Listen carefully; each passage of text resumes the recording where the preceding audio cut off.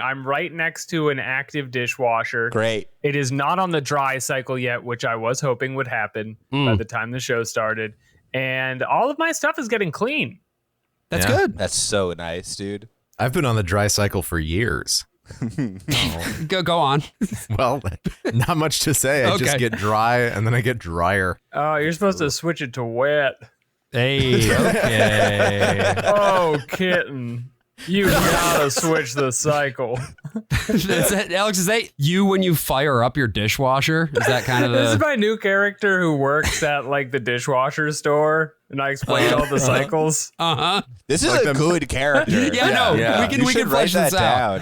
So that everyone knows, Alex joined the call with the name Daddy Lovebucks. That's true. That's right. Yes. Yeah. So is Daddy Lovebucks the guy who works at the Maytag store or whatever? He is, and I'm so glad we find out where he works because I have a different character every time I use Zencaster, and usually it's some form of Santa, but today it's a new guy. He does look just like the Maytag guy, which has an inherent sexuality to it, doesn't it? Right. Oh, absolutely. Now, I'm sort of like a sniveling Jewish man trying to rat fuck you out of your business.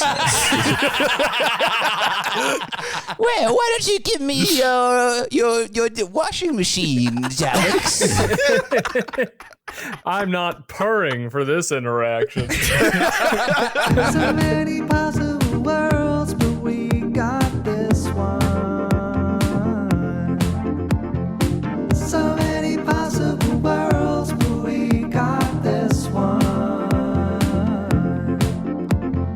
Welcome to the Worst of All Possible Worlds, the first and only sexy podcast. I'm the worst of all possible Joshes. I'm the worst of all possible AJs. And I'm the worst of all possible Brians. And you've already been hearing a little bit from our guests today. We're back for another Wits Endless Summer for the first time, I think, in like 9 weeks or something like that. It's been a while. 9.5 weeks. 9.5 weeks because of all the sex. Yes. Like the movie. We wanted to come back to Wits Endless Summer in style. It's our ongoing sub-series of the Worst of All Possible Worlds in which we listen to and then recap and review episodes of the Christian children's radio drama Adventures in Odyssey, produced by the organization Focus on the Family. And we try to bring friends on board when we talk about this because, frankly, we're fucking sick of it at this point.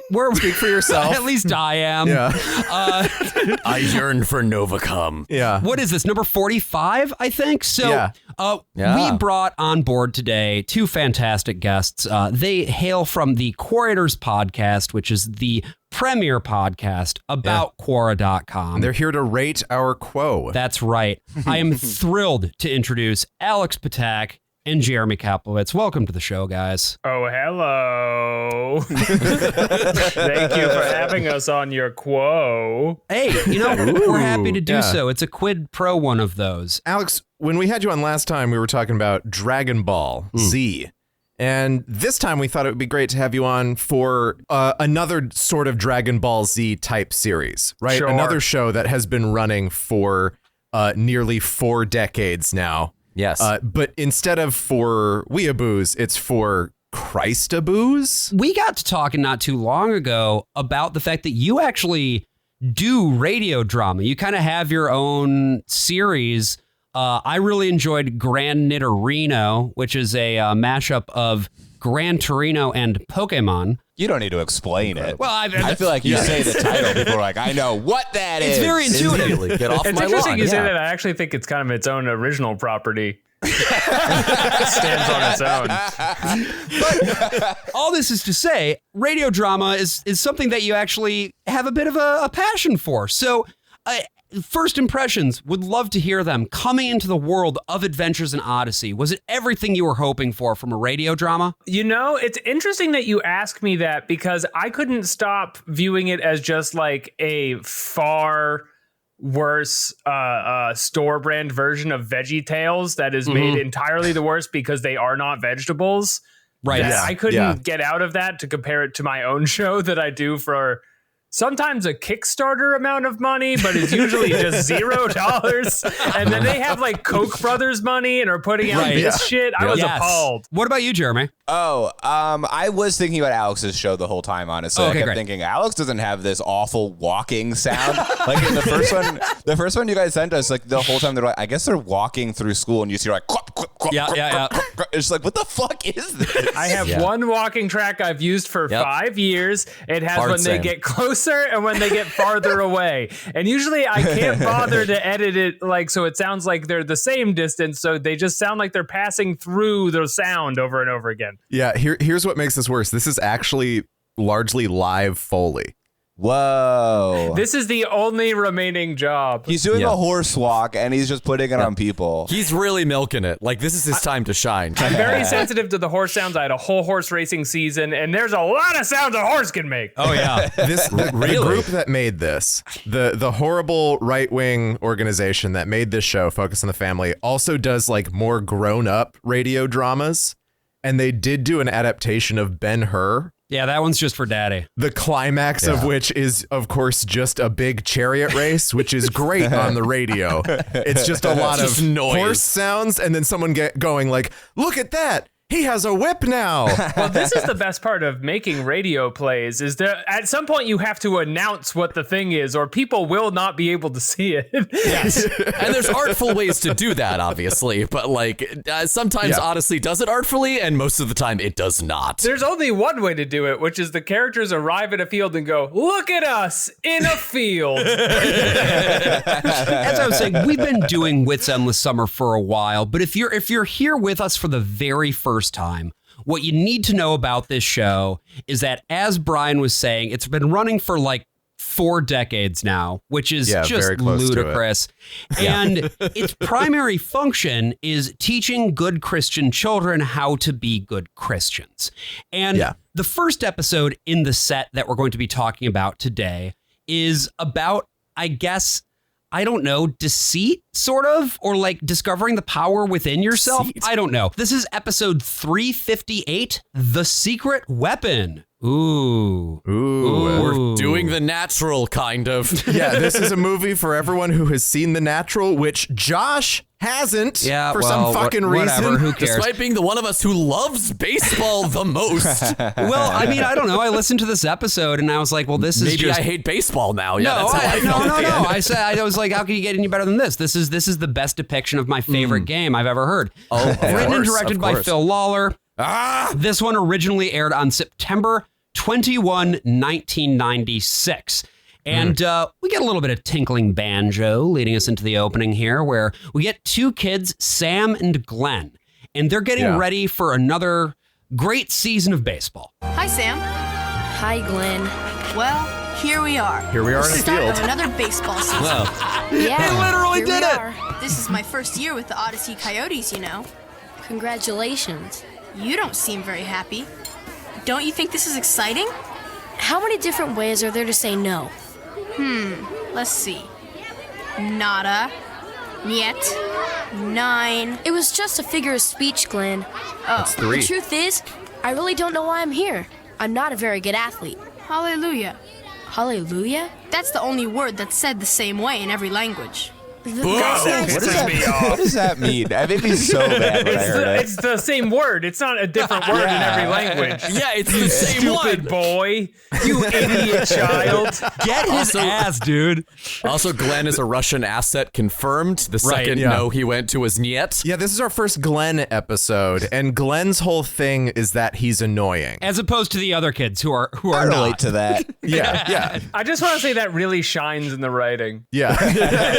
There are a couple episodes that actually do portray it. Here, I mean, the actor himself is just not that irritating, and he doesn't follow up on his cues, you know? So he's too slow to be properly annoying. And the other problem is that Sam, they sound the same. These 2 boys sound exactly the same. Yeah. Right. So they keep having to say, yeah, Glenn, and yeah, Sam, because it's the only way to tell them apart. Isn't that right, Brian? Yeah, what kind of a dumbass would make a show where everybody on it sounds the same? That would suck. But Glenn disappears, right? Does he show up again after this one annoying intro? Yeah, he's there the whole He's in the whole episode. Oh, he is? Yeah, that's Glenn. Never mind. I thought it was all Sam. So, Alex, Jeremy, did either of you play baseball as kids? I did. I played as a child. The only like real memento of it is there's a little baseball card of me holding a baseball bat when I'm like very young. Oh, yeah. And my wife kept it in her wallet for like 10 years and told everyone it was her dead son. And that's really my one connection to baseball at this time. bit.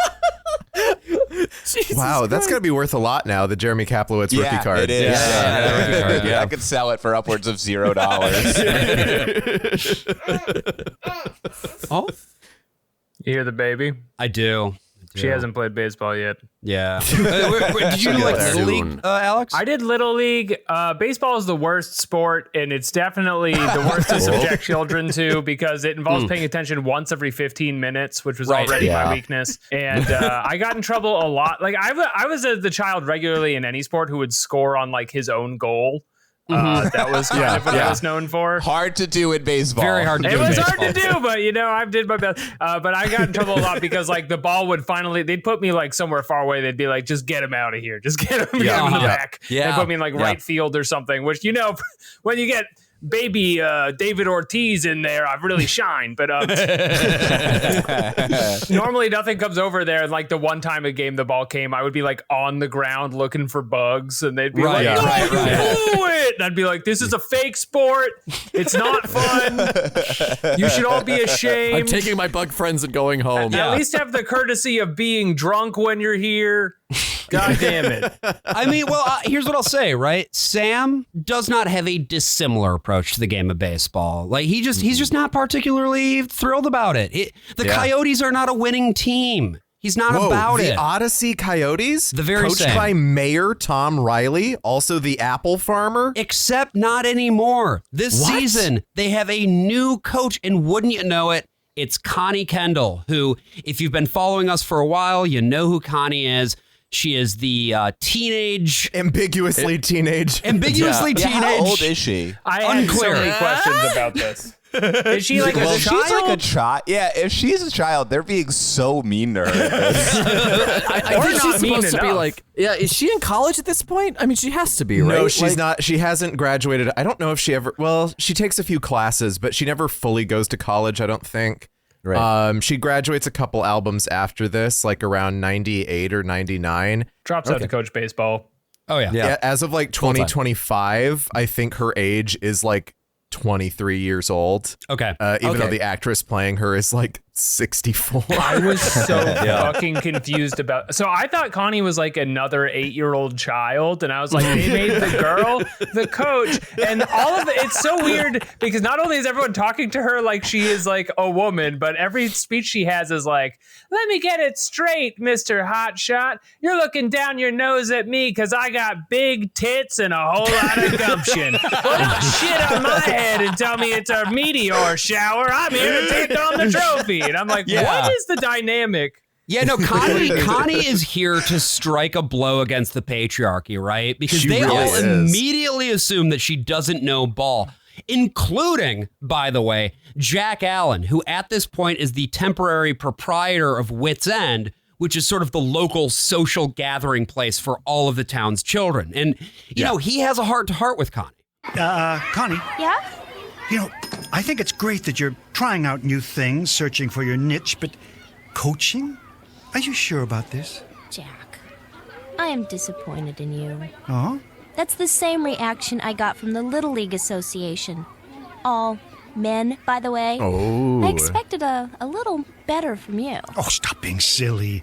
I wasn't talking about So imagine your she's being a 8 woman years in a old. traditionally male arena. I'm talking about you. Coaching is a big responsibility.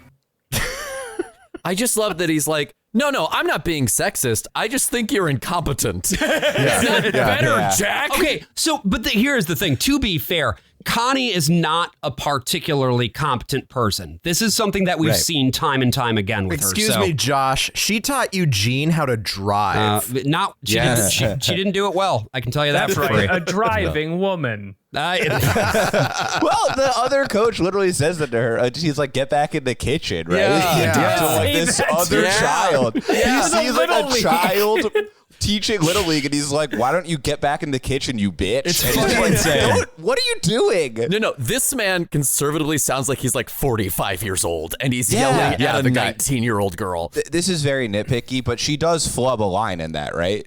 I feel like she says something and there's like an awkward pause and you can tell they're just like, we don't need a second take on this. It's fine.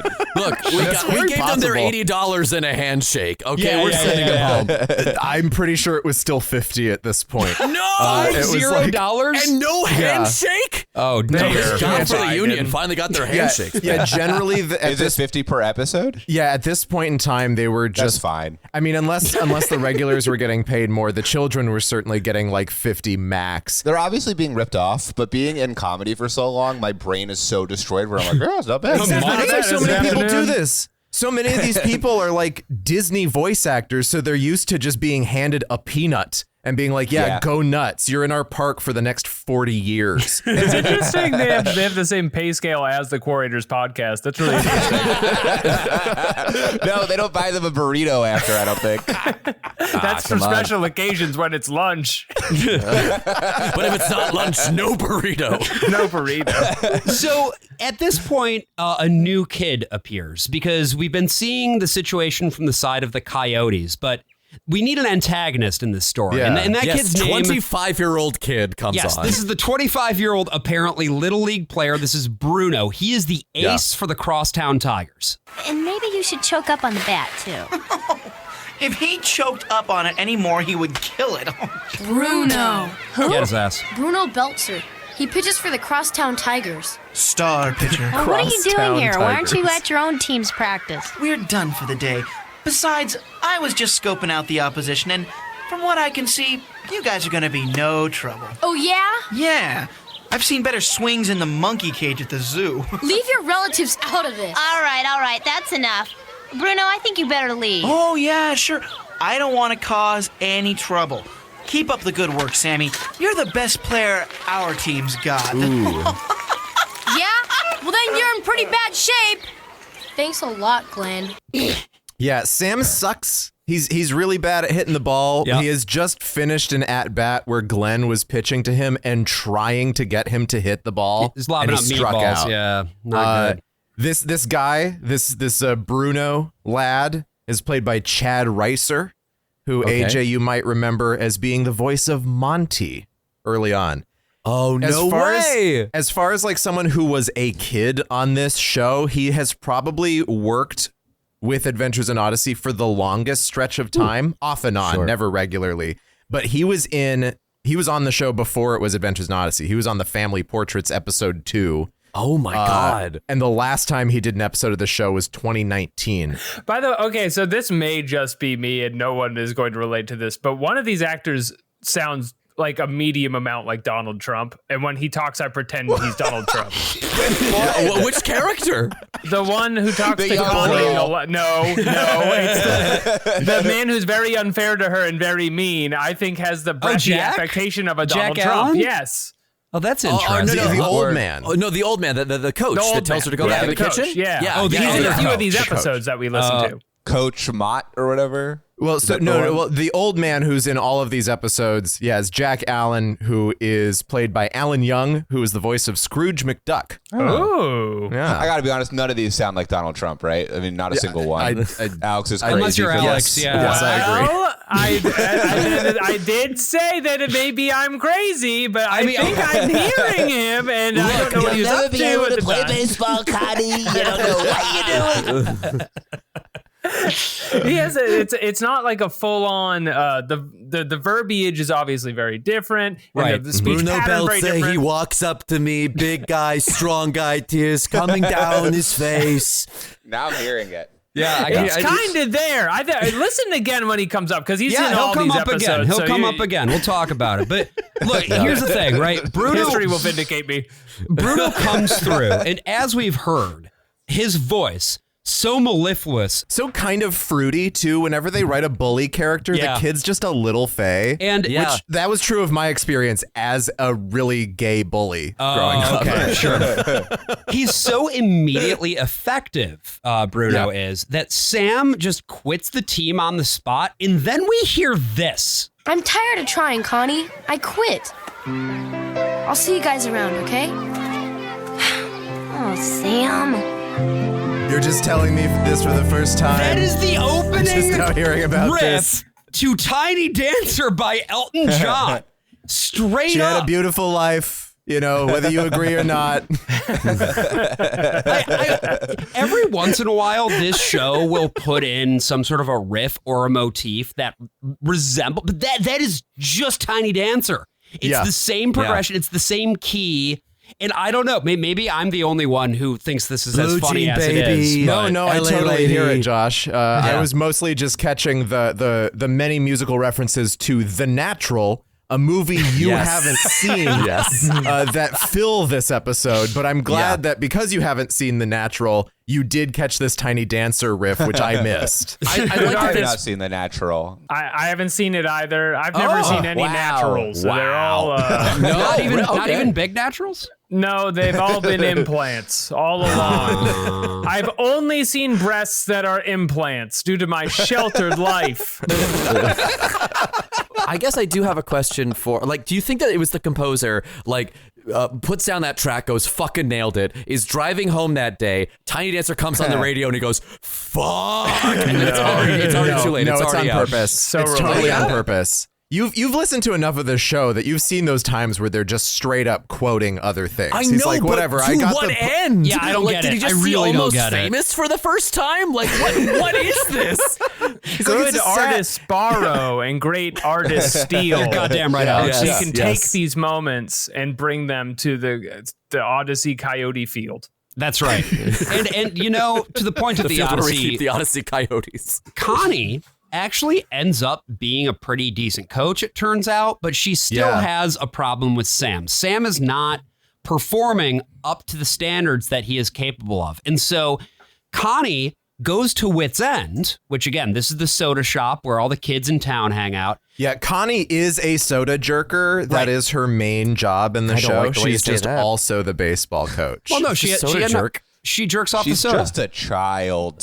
She is. Yes, she's just jerking soda. She's I don't 19. feel comfortable sexualizing Connie. I don't either. And yet I've been on this podcast for 45 episodes of this.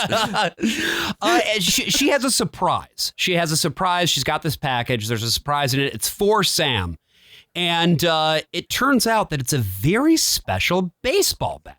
And she says that this bat belonged to the legendary baseball player, Lefty Grizzell. Oh. Grizzell told my grandpa that this bat was very special.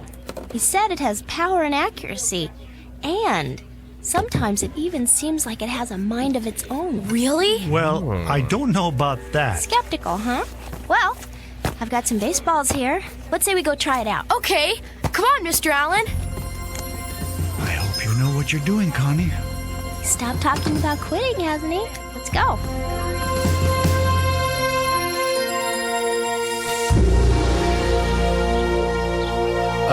Grizzell, of course, is the baseball cat. His jellicle name is Fingalbangle, I believe. Like Fingerbang? His name is Fingerbang. No, AJ? I said Fingalbangle. What? His name Why is would your mind Fingalbangle. go to? Yes. Let's clean it up here. Yeah, come on. This is a gentleman's podcast. But no, Did you guys see on the I went on the like Wikipedia for this show. You went on AI Wiki? Oh yeah, and it's the slowest fucking website on the planet. It's like 10 years to load. I am certain it is hosted in someone's living room. Like It's I don't think crazy. I don't think it's on a GoDaddy server or anything. Let me ping it First of real all, I like quick. that every question has discussion questions at the end. Yes. But I really like that for this part of it. They were very clear that there's never been a baseball player like with this name that isn't a pitcher. That they're like they fucked up on this one. Yeah. So the people that run the AIO Wiki are very pedantic people, and it's a lot of just like we think They're this was a homeschoolers. mistake. Yeah. They're homeschoolers. This is all they have. But either way, yeah. So Sam Johnson gets the Wonder Boy bat. He's told this thing is legendary. It's going to make him a good hitter. And the very first game that they play, his very first at bat, he bats 1,000. He gets like a grand slam home run in inning number 2. Right. For those of you new to baseball, 1,000 is 100. of the time. It's the rule of cool. It just sounds better. I'll be honest, I did not know that. Well, even more than that, it's just 1. Yeah, when you bat 1,000, it's just 1. A batting average of 1, yes. Only computers understand this one baseball trick. By the way, just going back to the AO Wiki thing for a second, I just finished my trace route. Yeah. It's run off of a DreamHost server, is what I've discovered. What was your favorite DreamHost game? Sonic Adventure, I think. What's the one with the man with the fish? What was that fucking game on the Dreamcast? Seaman. Yeah. The one that you had to talk to and be like, "Hi, Seaman, yeah. why don't you become my friend, Seaman?" Which will become Isn't that relevant basically later. the next episode we're going to talk about? Yes. It is. Basically a Seaman episode. It was a warning against playing Seaman. Seaman ruined my life.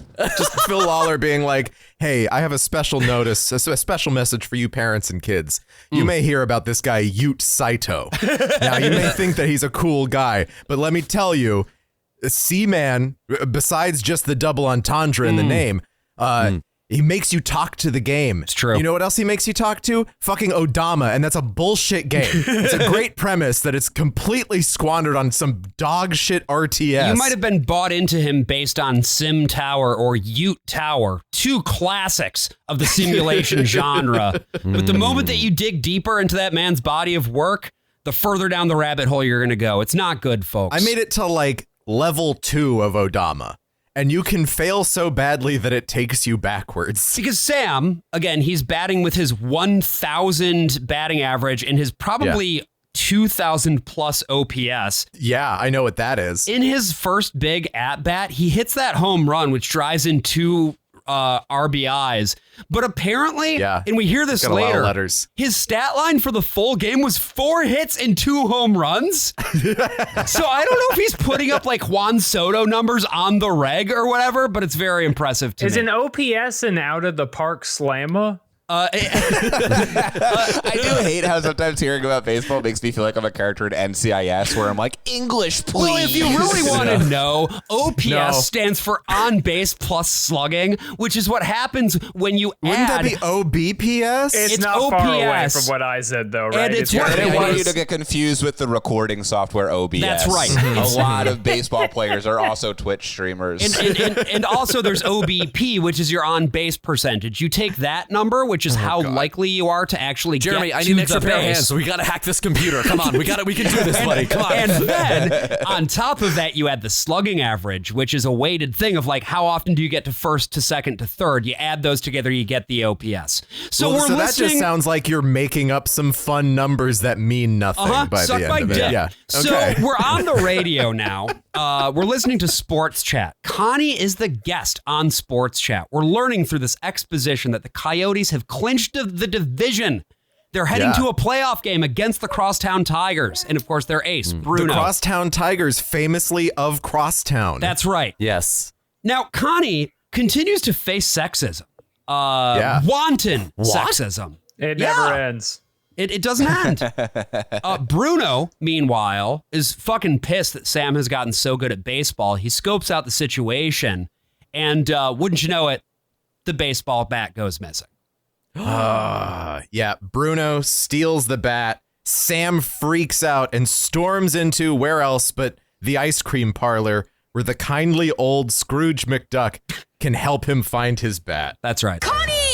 Good grief, Sam. Mr. Allen, where's Connie? She wasn't at the stadium. Please tell me she's I'm here. sorry, Sam, she isn't. She had to run some errands before she went over to the field. She's going to the field now, though. Like Trump. Now, Sam, calm down. I don't hear it. Somebody stole the secret weapon. It's his breathy, his How? breathy I was nature. on my way to the field. I stopped to go to the bathroom at the restrooms in the park. I leaned the secret weapon against the wall. When I turned back around, it was gone. Somebody stole it. Sam, it's all right. Go back to the stadium, pick out another bat. Another one? I can't hit anything with another bat. I can only hit with the secret weapon. That's not true. Yes, Sam. it is. I'm hearing this Without for the the secret first weapon, time. I'm useless. Alex thinks Trump is a kindly old man. Sam, wait.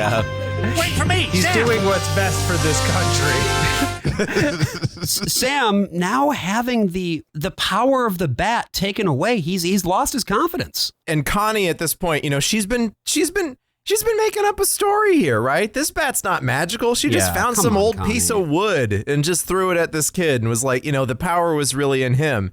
But she kept the illusion going for too long. So it's time for Jack to tell this bitch That's what's right. up. Learn her a fucking Where in the lesson. world is Sam?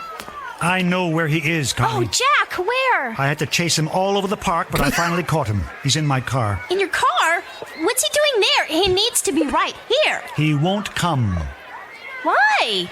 Because your little scheme backfired, that's why. Okay, You but never set Sam straight about the secret weapon, did you? Well, Oh, Connie. well, I've been meaning to, but he's been hitting so well and we've been winning. I just didn't want to rock the boat. Yeah, well, the boat has sunk. Get her ass. On the way to the game today, Sam set the bat down in the restroom and somebody stole it. Oh, no. Oh, yes. Now he's nearly catatonic. He believes the only way he can hit the ball is with that bat. Connie, I warned you about this. I just wanted to give Sam some confidence. I know you did, but this has evolved into something much more now. It's not just Sam's confidence that's on the line here. It's also your reputation as a coach. Well, what's that supposed to mean? I think you know. All along, you've wanted to prove that you were just as good as anyone. Well, let me tell you, a good coach doesn't try to instill confidence in their players by lying to them or by winning at any cost. This is my favorite thing that Odyssey does, which is it just does a really bog standard sitcom plot and then makes it very fucking serious. Yes. Like somebody needs to get yelled at now. And it's almost always Connie who's getting yelled at. she's acting out of line. Yeah, I mean, because frankly, what's the big deal here? Yeah, the really? stakes are not this high. He can't hit like- without that bat now. They're going to lose the I game. know, but Yeah. all it takes is sitting him down and being like, hey, that was a magic bat. You've had the power in you all along. It seems Right. very fine. I don't understand why a full-grown man would react this way to a child believing that he has a magic bat. Well, you right? think And bats they don't even grow get on trees? And then we're just getting made of bats, and we're just have a million bats? That's one of our 3 bats, and it's what gone do we look like, because Daddy Love Bucks to you? AJ, do you know what else gets carved out of wood? Where people believe that it's magic? That's right, an idol. A false idol. I thought you meant a cross. I think we were going to say I thought you were the gonna cross say of that.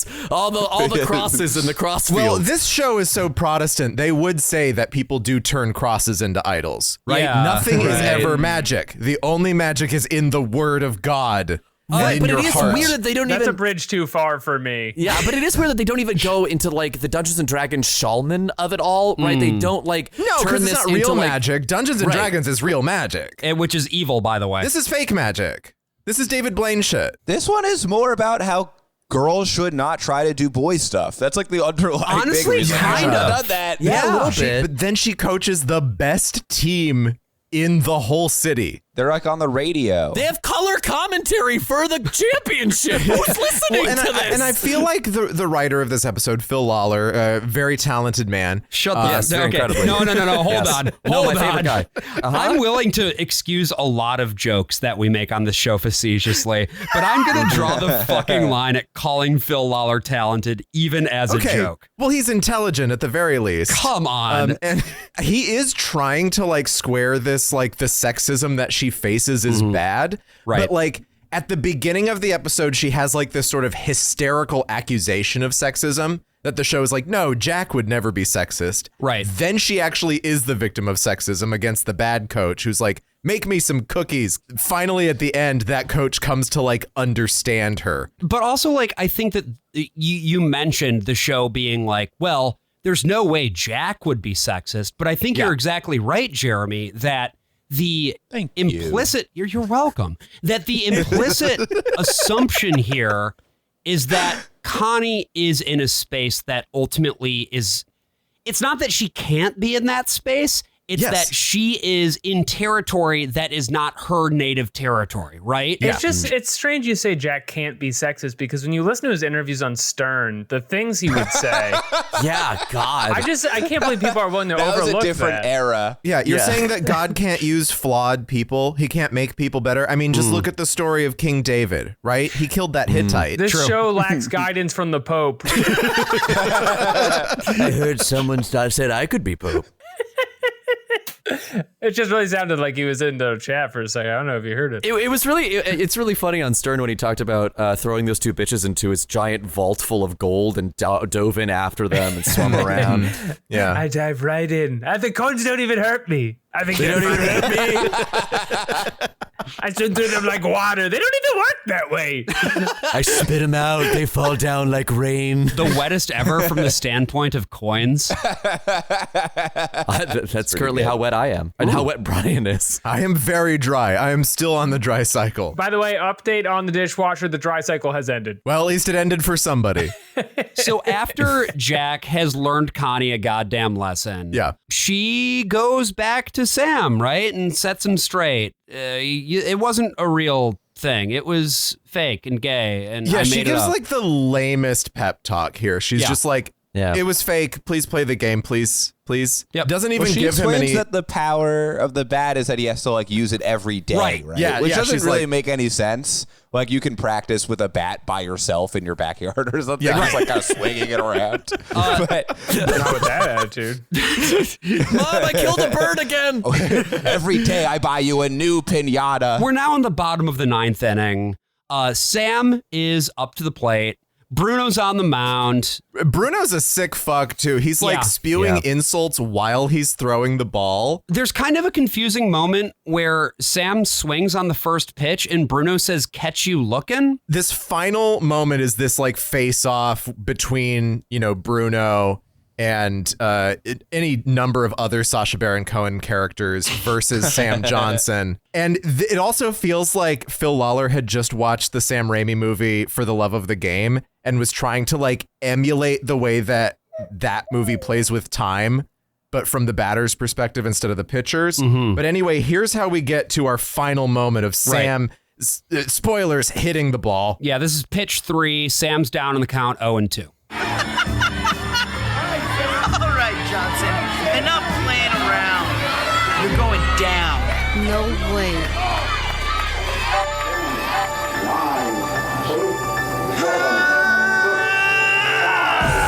It sounds like very Dragon Ball. Yeah. And then he, knocks out the lights and the sparks start falling. Why is there a countdown? What's the countdown happening? Baseball, famously the one sport that has no clock. Well, it does now, but it does. Yeah. They added the clock because no one was counting down before. That's right. If Sam hits that ball just after that clock counts down to 0, it doesn't count. with the countdown clock, the rocket taking off. What is this? I think that was color commentary. They're juicing it up. I assumed that the person doing the live radio commentary is like, I know he's gonna sock it.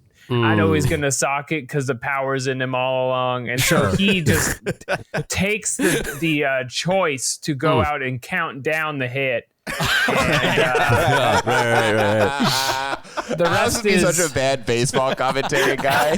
Oh, it'd be so embarrassing if he doesn't hit it. Down. 5, 4, fuck. Okay, 4, 3. Oh, fuck. There's 3 strikes and then you're out. So we got one more chance and we're back at 5. That's right. This boy is like a young lefty Grizel.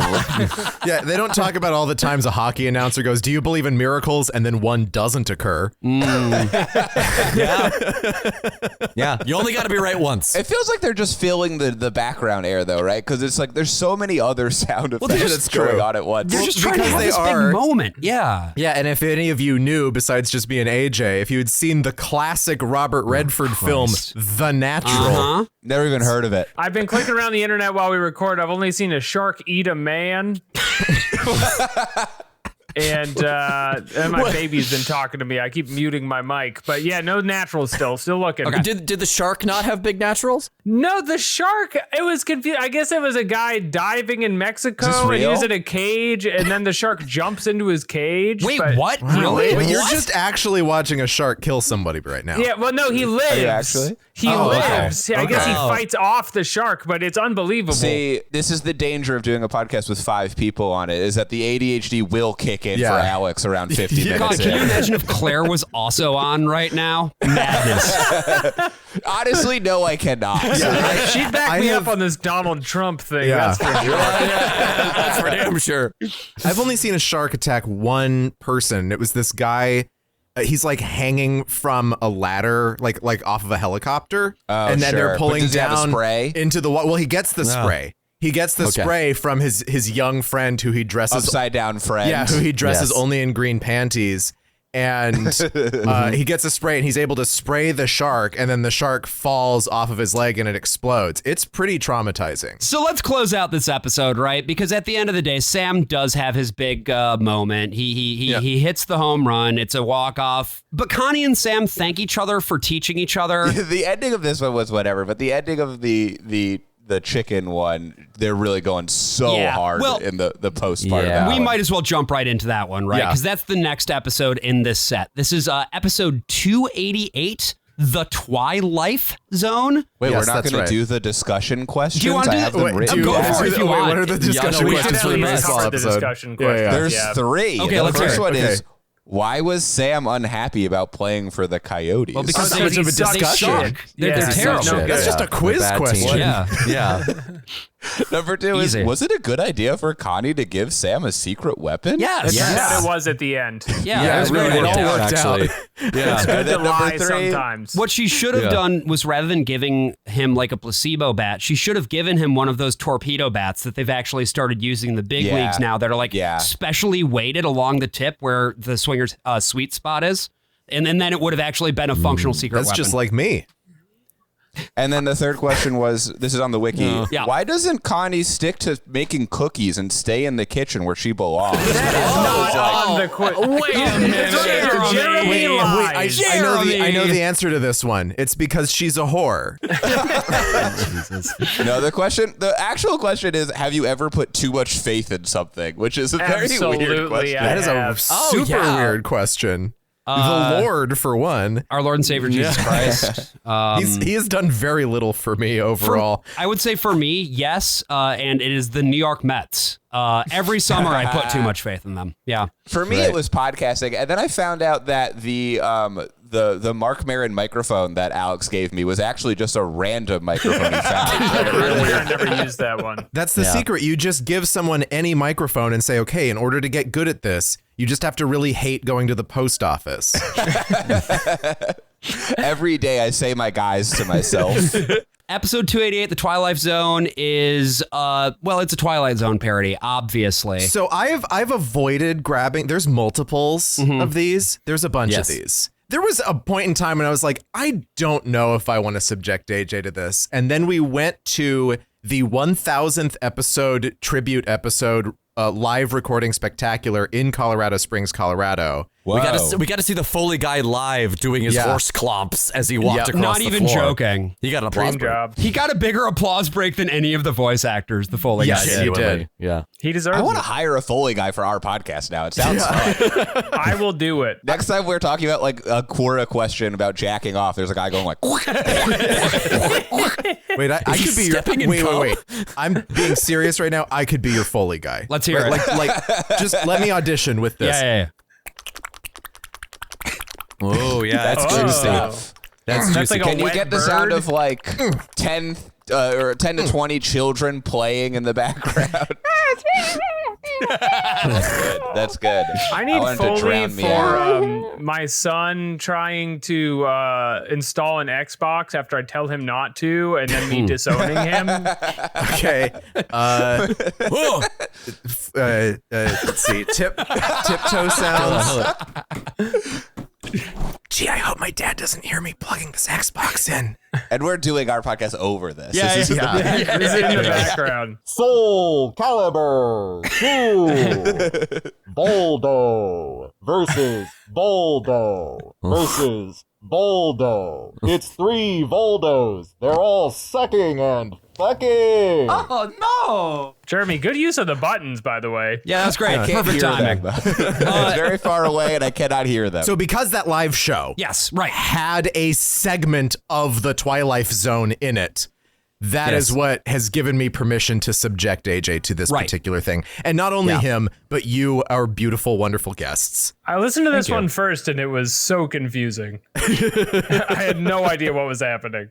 Well, yeah, I mean, the thing is, the live show, as with everything having to do with that 1000th episode that we watched, all the life has been sucked out of the show at this point. Any and all originality or joy that anyone once had doing it is fucking gone now. And it is interesting going back to because that's obviously the most recent Twilife Zone episode. Yeah. To then go back to, I'm assuming, the first one of these. Yes, this was the very first one, November 12, 1994. Yeah, it's sort of technically the second because there was one that was done as a dream sequence before this, kind of a backdoor pilot. Can I just say really bad start?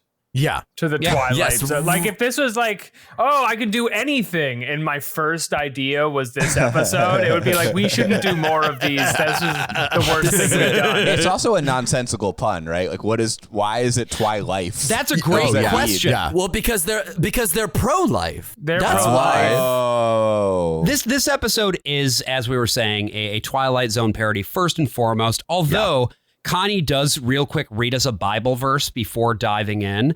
I should also note here that in universe, this is a broadcast on kids radio, which within the world of Odyssey is a local radio station. It has a very limited range. The radio station is in the ice cream parlor. This is ultimately going to be an allegorical tale. One thing that I should also note is that because this is a play within a play, all of these characters are actually voiced by characters in Adventures in Odyssey. Yes, all of the kids are playing themselves, playing this other character, and the other character is usually styled off of their own personality and given a similar name. Yeah. Why do they not just use their actual names? I don't fucking know. We have Simon and Luella. And these are played by the characters who play Sam and Lucy.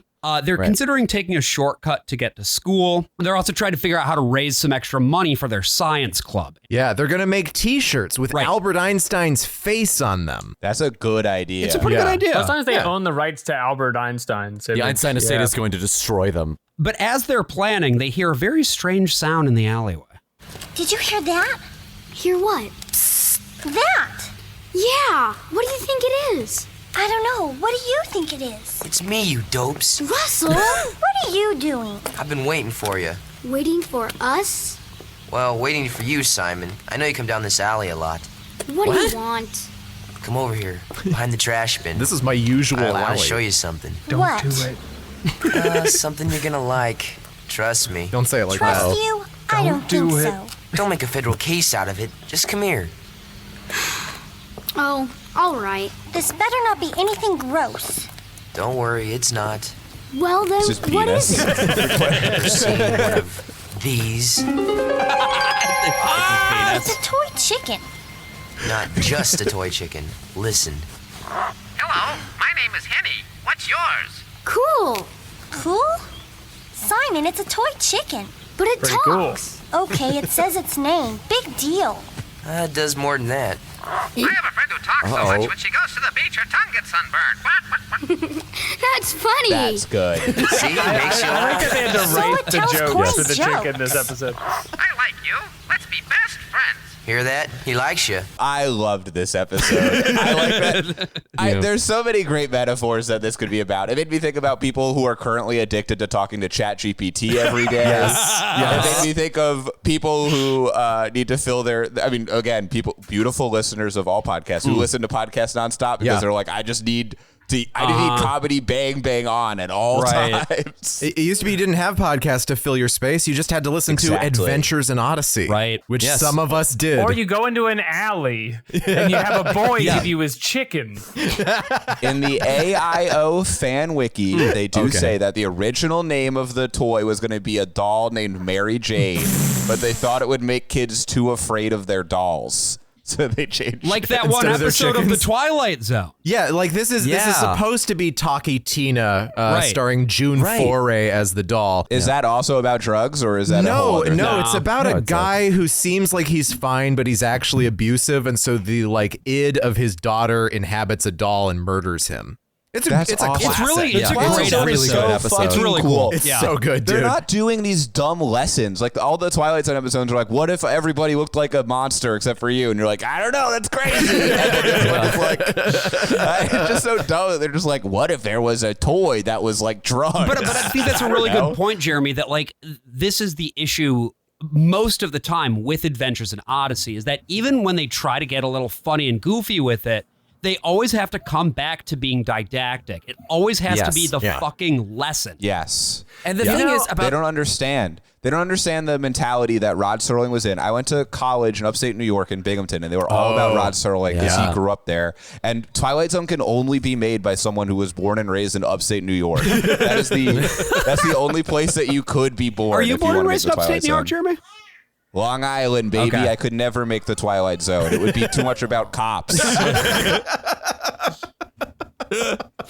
But yeah, like in the beginning part of this episode, right? I actually found that a lot of this stuff surprisingly worked for me because they were able to escalate it, which is a thing that Odyssey is really bad about doing. And I was really excited that they might just find a third beat for it, and it just never comes. Yeah. Yeah, but the escalation doesn't make any sense. It's a toy that tells you jokes and he becomes addicted to it. Yeah. Like, it's so fast. He has to take it with him. Yeah. He has to take it with him to school, which is unacceptable. That's fine. Everybody knows you can't have a rubber chicken in school. It's against the rules. Like that there is this sort of rubber chicken like being like sort of this like taboo thing, but then the thing that really got me was the fact that there's a chicken party. Yes. Right? So Like, Luella is like, we're not getting that fucking chicken. That's obviously a metaphor for drugs. Let's go to school now, Simon. And they're like, cool. And then Russell's like, sure thing.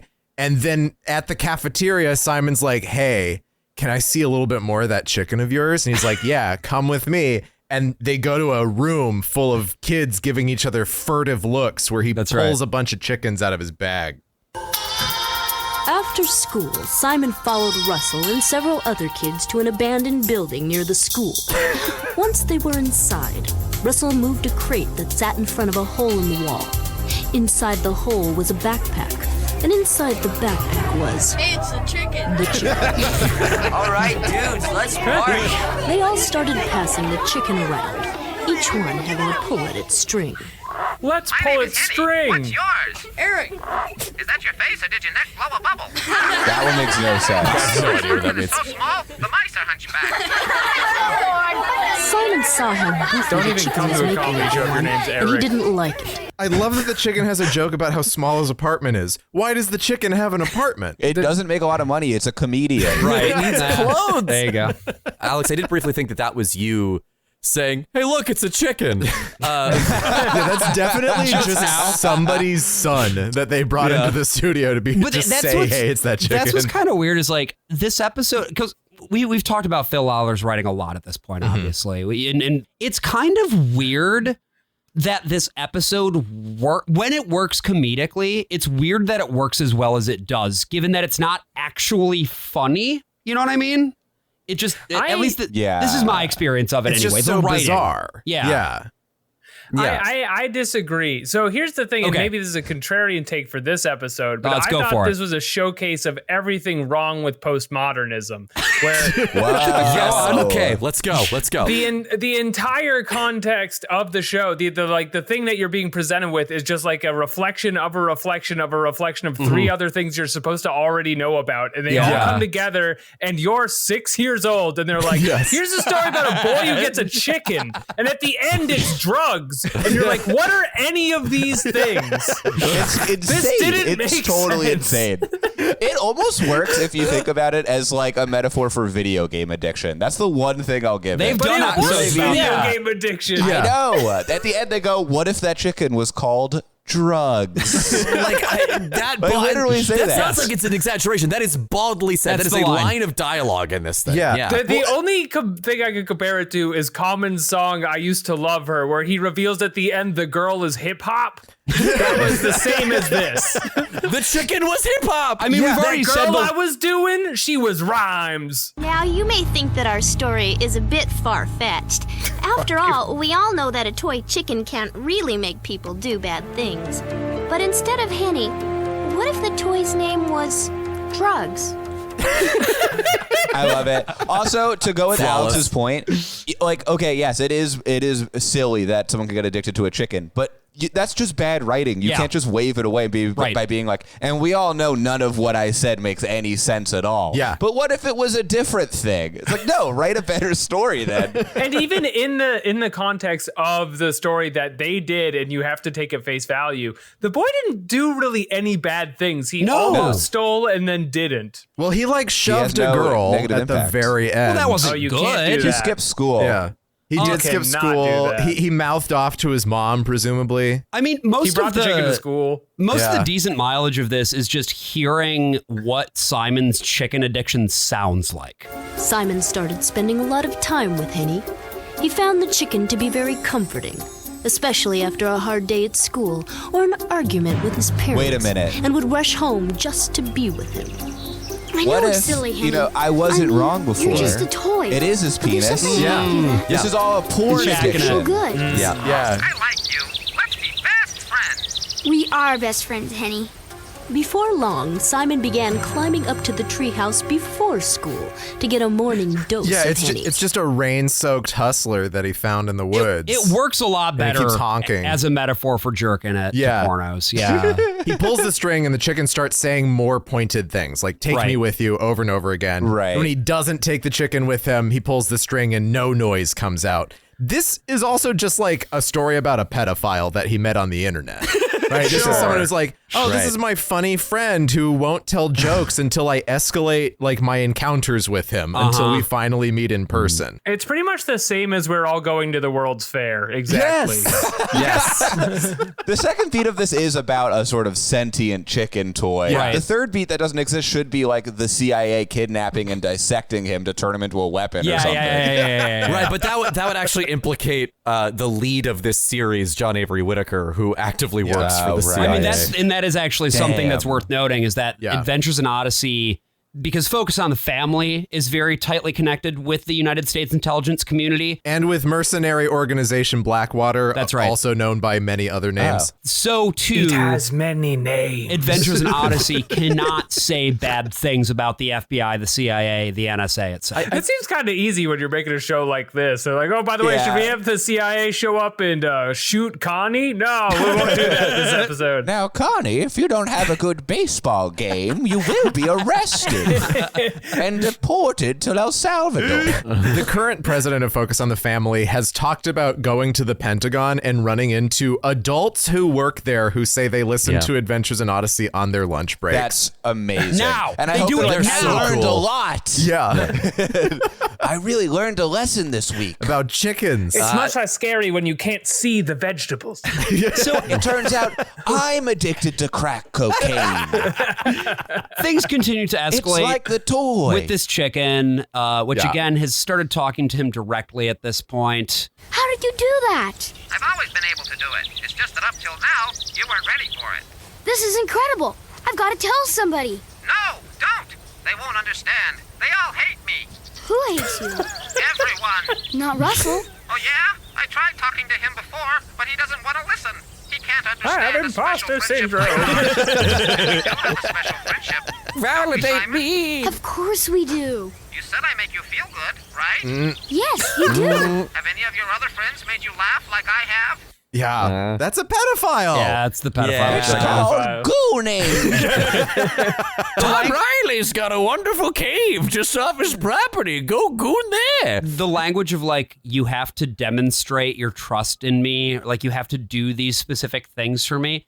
It's trying to be too many things at once. By the way, I need to take this moment because this is the only request I will make this episode, and then I am willing to just sit back and discuss whatever we need to discuss. Yeah. But there is one boy in this episode, and he does it twice. They give him a line where he says touchy, touchy, but he's never heard anyone say it, and it comes out insane. Ooh, touchy, touchy. Have you ever heard anyone say it that way? I haven't heard anyone say it anyway. Yeah, the same. I've heard, ooh, touchy, touchy. I have heard it said this way because it is a go-to line for this writer of Adventures in Odyssey, and it has appeared in multiple episodes. Oh, that as exact is phrase. Don't make a federal case about it. Yes. That's another That's Phil what it was Waller is. fallback. There's also, yeah. That's a really common bit of dialogue that he likes to do just to fill some more space. That's just good filler. And also, that's just good writing. Someone doing Filler like Waller, a yeah. monkey-based insult that gets bounced back at them. That also happens in multiple episodes. I've seen a better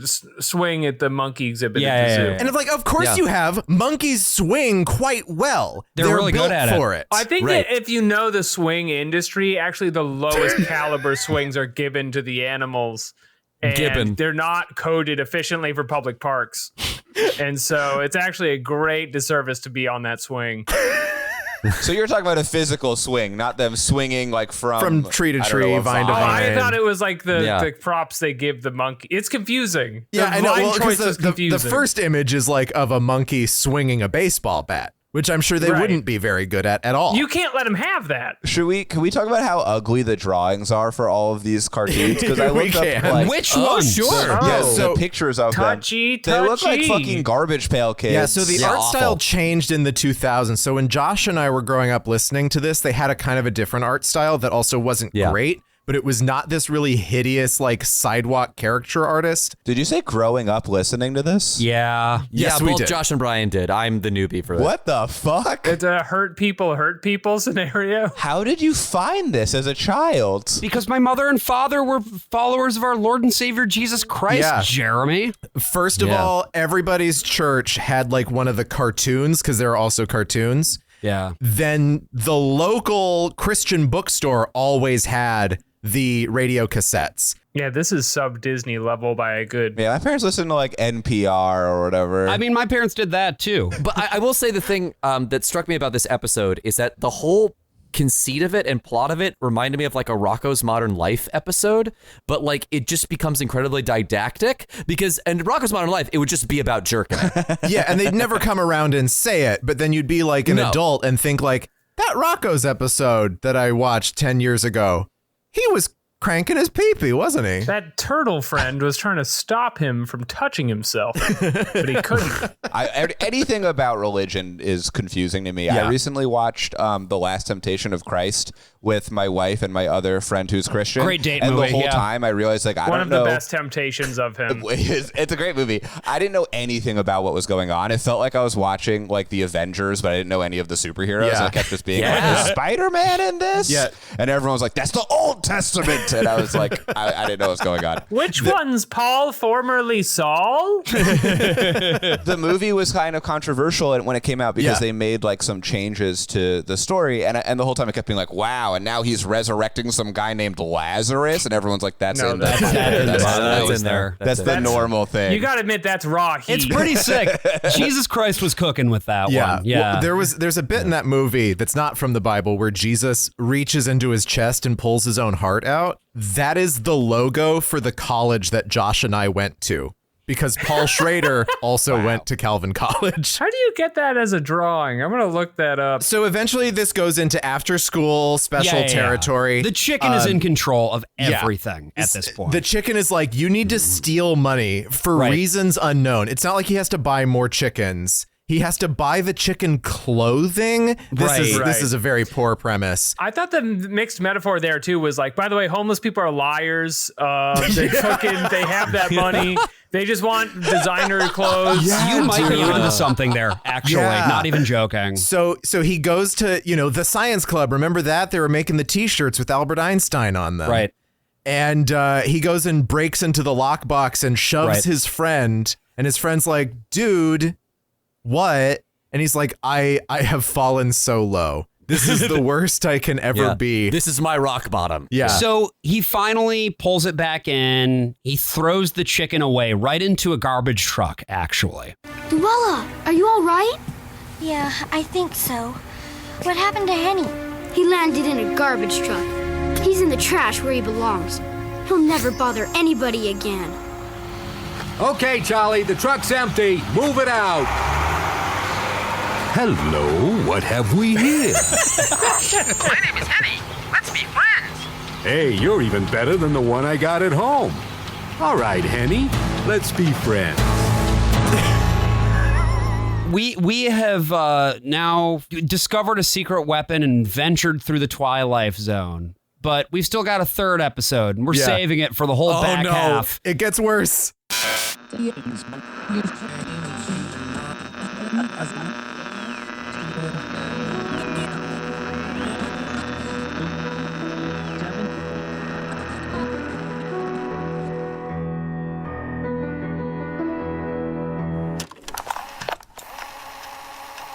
Alrighty, this is case number 1189195, an audit of the Patmos Corporation's finances for the 1996 fiscal year with additional consideration of filings from the 1995 fiscal year. Auditor, Timmy Taxman Thompson. That's just a fun little nickname, Martin. You can start calling me that. If you want. Initial overview of the corporation's filings reveal little to indicate any sort of malfeasance. But, don't they always? Obviously, there's a lot to get through here, but I'm hopeful I can wrap this thing up in a timely manner. Also, as a side note, I've heard rumblings that there might be a department bowling league starting up. If so, I have 20 team name ideas in the chamber ready to go. We got the W Big Fours. We got the Dependents. We got the Friends of Tax. Some rather unusual donations. And look, obviously, it's not remarkable for corporations to donate at least some of their revenue to charitable causes. But to have a recurring contribution to a youth program in Crosstown, Ohio? I've never even heard of Crosstown, Ohio. And what's stranger, the amount donated always remains consistent. $11,475.12. Every time the same amount. $11,475.12. In the grand scheme of their budget, this is nothing. Barely a drop in the bucket. And if they were trying to launder it, you'd imagine the amount to be larger if they were stupid, or smaller if they were smart, but it's just significant enough to be noticed. Almost like it's calling attention to itself. I'll keep digging. Oh, also, Martin, will I have you? I ran into Dinah in the break room today, talking about how much fun y'all had at the bowling alley yesterday, but when I asked her if I could join, she said the team was full up. So, just wanted to throw my name out there as an alternate. In case anybody gets sick or whatever, put the old Taxman in, coach.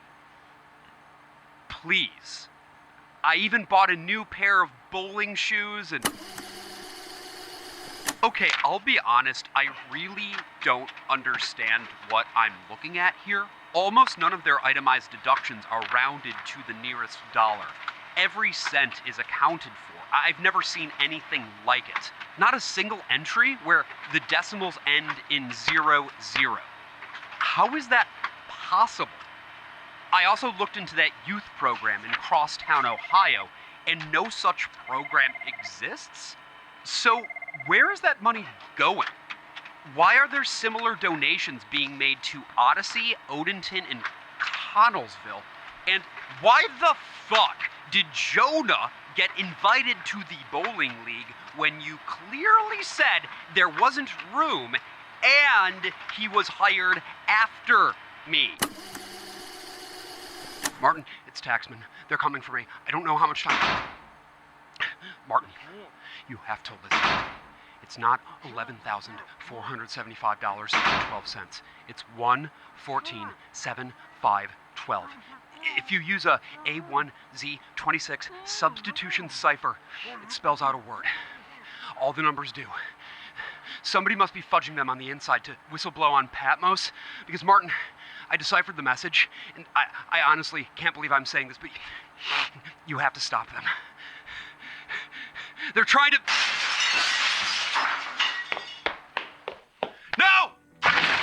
Let go of me! Martin, it's in the numbers! Look to the numbers! Let go of me! Do you know who I am? I'm Timmy Taxman Thompson! I'm Timmy Taxman Thompson! I was actually thinking maybe I could buy you a podcast. Oh, no. You got $5,000? Exactly $5,000, no more, no less. Another exact problem I have with this show is they do the fucking cold opens that are snippet reels of the rest of the episode. Oh, they're so funny. I never clip them for this show, but maybe I should start doing that because that was just a thing that I encountered as a child, so I never questioned it. But it's so bizarre to just hear. Do not adjust your radio. Okay. It's that chicken. Shh, quiet. Ooh, touchy. So just drop it, all right? All right. Ow, you hurt me. I thought I was dying. Here's what I'll say, right? This is the next episode and the final episode that we're going to be recapping today is called The Merchant of Odyssey. And if your ears perked up when you heard The Merchant, yes, if you start rubbing your hands together. If your brain started screaming "uh-oh" and did not stop for 24 minutes. You are correct. This is an adaptation of The Merchant of Venice, written and directed by Phil Lawler, having first aired Shakespeare through the finest mind of our generation. 28 of 1996, and I just want to start by apologizing to everybody, and also then asking Brian to apologize to me specifically and also everybody else. Oh, I see. Yeah. I will apologize to everybody except you, Josh. Okay. You're Dutch. Gotcha. All right. Yeah. Due to my mercantile tendencies, I understand. Yes. Because your people are absolutely the embodiment of every anti-Semitic stereotype. They've just been pointed in the wrong direction for 2,000 years. Yeah. Yep. Yes. Not to mention all those things your king did in Africa. Yeah. That's Belgium. No, that is whatever. No, now it's... I mean, it's kind of... No, I really like this. I really like doing like blood libel for Netherlands Dutch because of like they what... did do a lot of fucked up shit in Africa, just not as much because as of what King Leopold of Belgium did. Right. I really like that. Yes. I'm going to keep that going forward. Every Dutch and yet person Josh is Belgian. refuses to apologize. Well, when you talk to a Dutch person, they're like, no, a Flemish did that, or a Frisian was up to that nonsense. I'm Amsterdamian or whatever. No, a Frisian was battling Goku on the planet for a very long that's time. True. That's true. It was only chopped 5 off. minutes in show. Yeah. 3 minutes left. This episode opens pretty promptly in court. You know, we're in resentencing proceedings for a certain defendant, a man known as Bart Rathbone. Yeah. We find that he gets, he's been doing some crimes, and this is a piece of lore, by the way. Does it say what his crime is? I just assumed it was kissing a minor. I assumed it was like just kissing a minor. The crimes were practiced over the course of many years. We have covered all the many crimes of Bart Rathbone. He is much like Grindelwald in that way, that he has so many crimes. But not knowing about the crimes, I guess I am curious to hear sort of your first impulse on the character of Bart Rathbone. Can you believe Johnny Depp got $50 to play this role? The way they reveal Bart in this scene, right, is like revealing the Joker at the beginning of The Dark Knight. Like they really take a lot of time and build up to be like, who's it gonna be? Who's this trial for? What's gonna happen? Is it my boy Bart? Is my boy Bart here? And it turns out it is, in fact, it's your boy Bart Rathbone. Yeah. Yes. It could be any criminal in Odyssey, keep in mind. The thing about lore that we should clear here, right? Yeah. Yes. Is that Bart's crimes were primarily to do with aiding and abetting one of the most evil men in the history of people, Regis Blackguard. Leopold II. Regis Blackguard, who is essentially the Leopold of Odyssey. And what this guy did was he came to Odyssey to try to shut down Whit's End. Yeah, the ice cream parlor. And instead get all of the children in town to get hooked on video games. Yes. I'm not joking. This is a real plot line. Because it was a part of a bigger scheme where he could take the virus that only exists under the ice cream parlor and unleash it across the entire world. Oh. Yeah. He wants to do a pandemic? Yes. Yeah, he wanted to do a pandemic. COVID-19. Because he would also have the only known antidote, which is not how viruses work. But COVID-19 originated in Whit's ass. Yeah, that's right. Regis Blackguard had a young 14-year-old girl who would have to be killed to make the one vaccine for the disease. And then he shot everyone at the hospital. And the second season was somehow even more underwhelming. But I wanted to real quick then mention Bart's role in all of this specifically. Yes. Which was to basically be Regis's local fixer.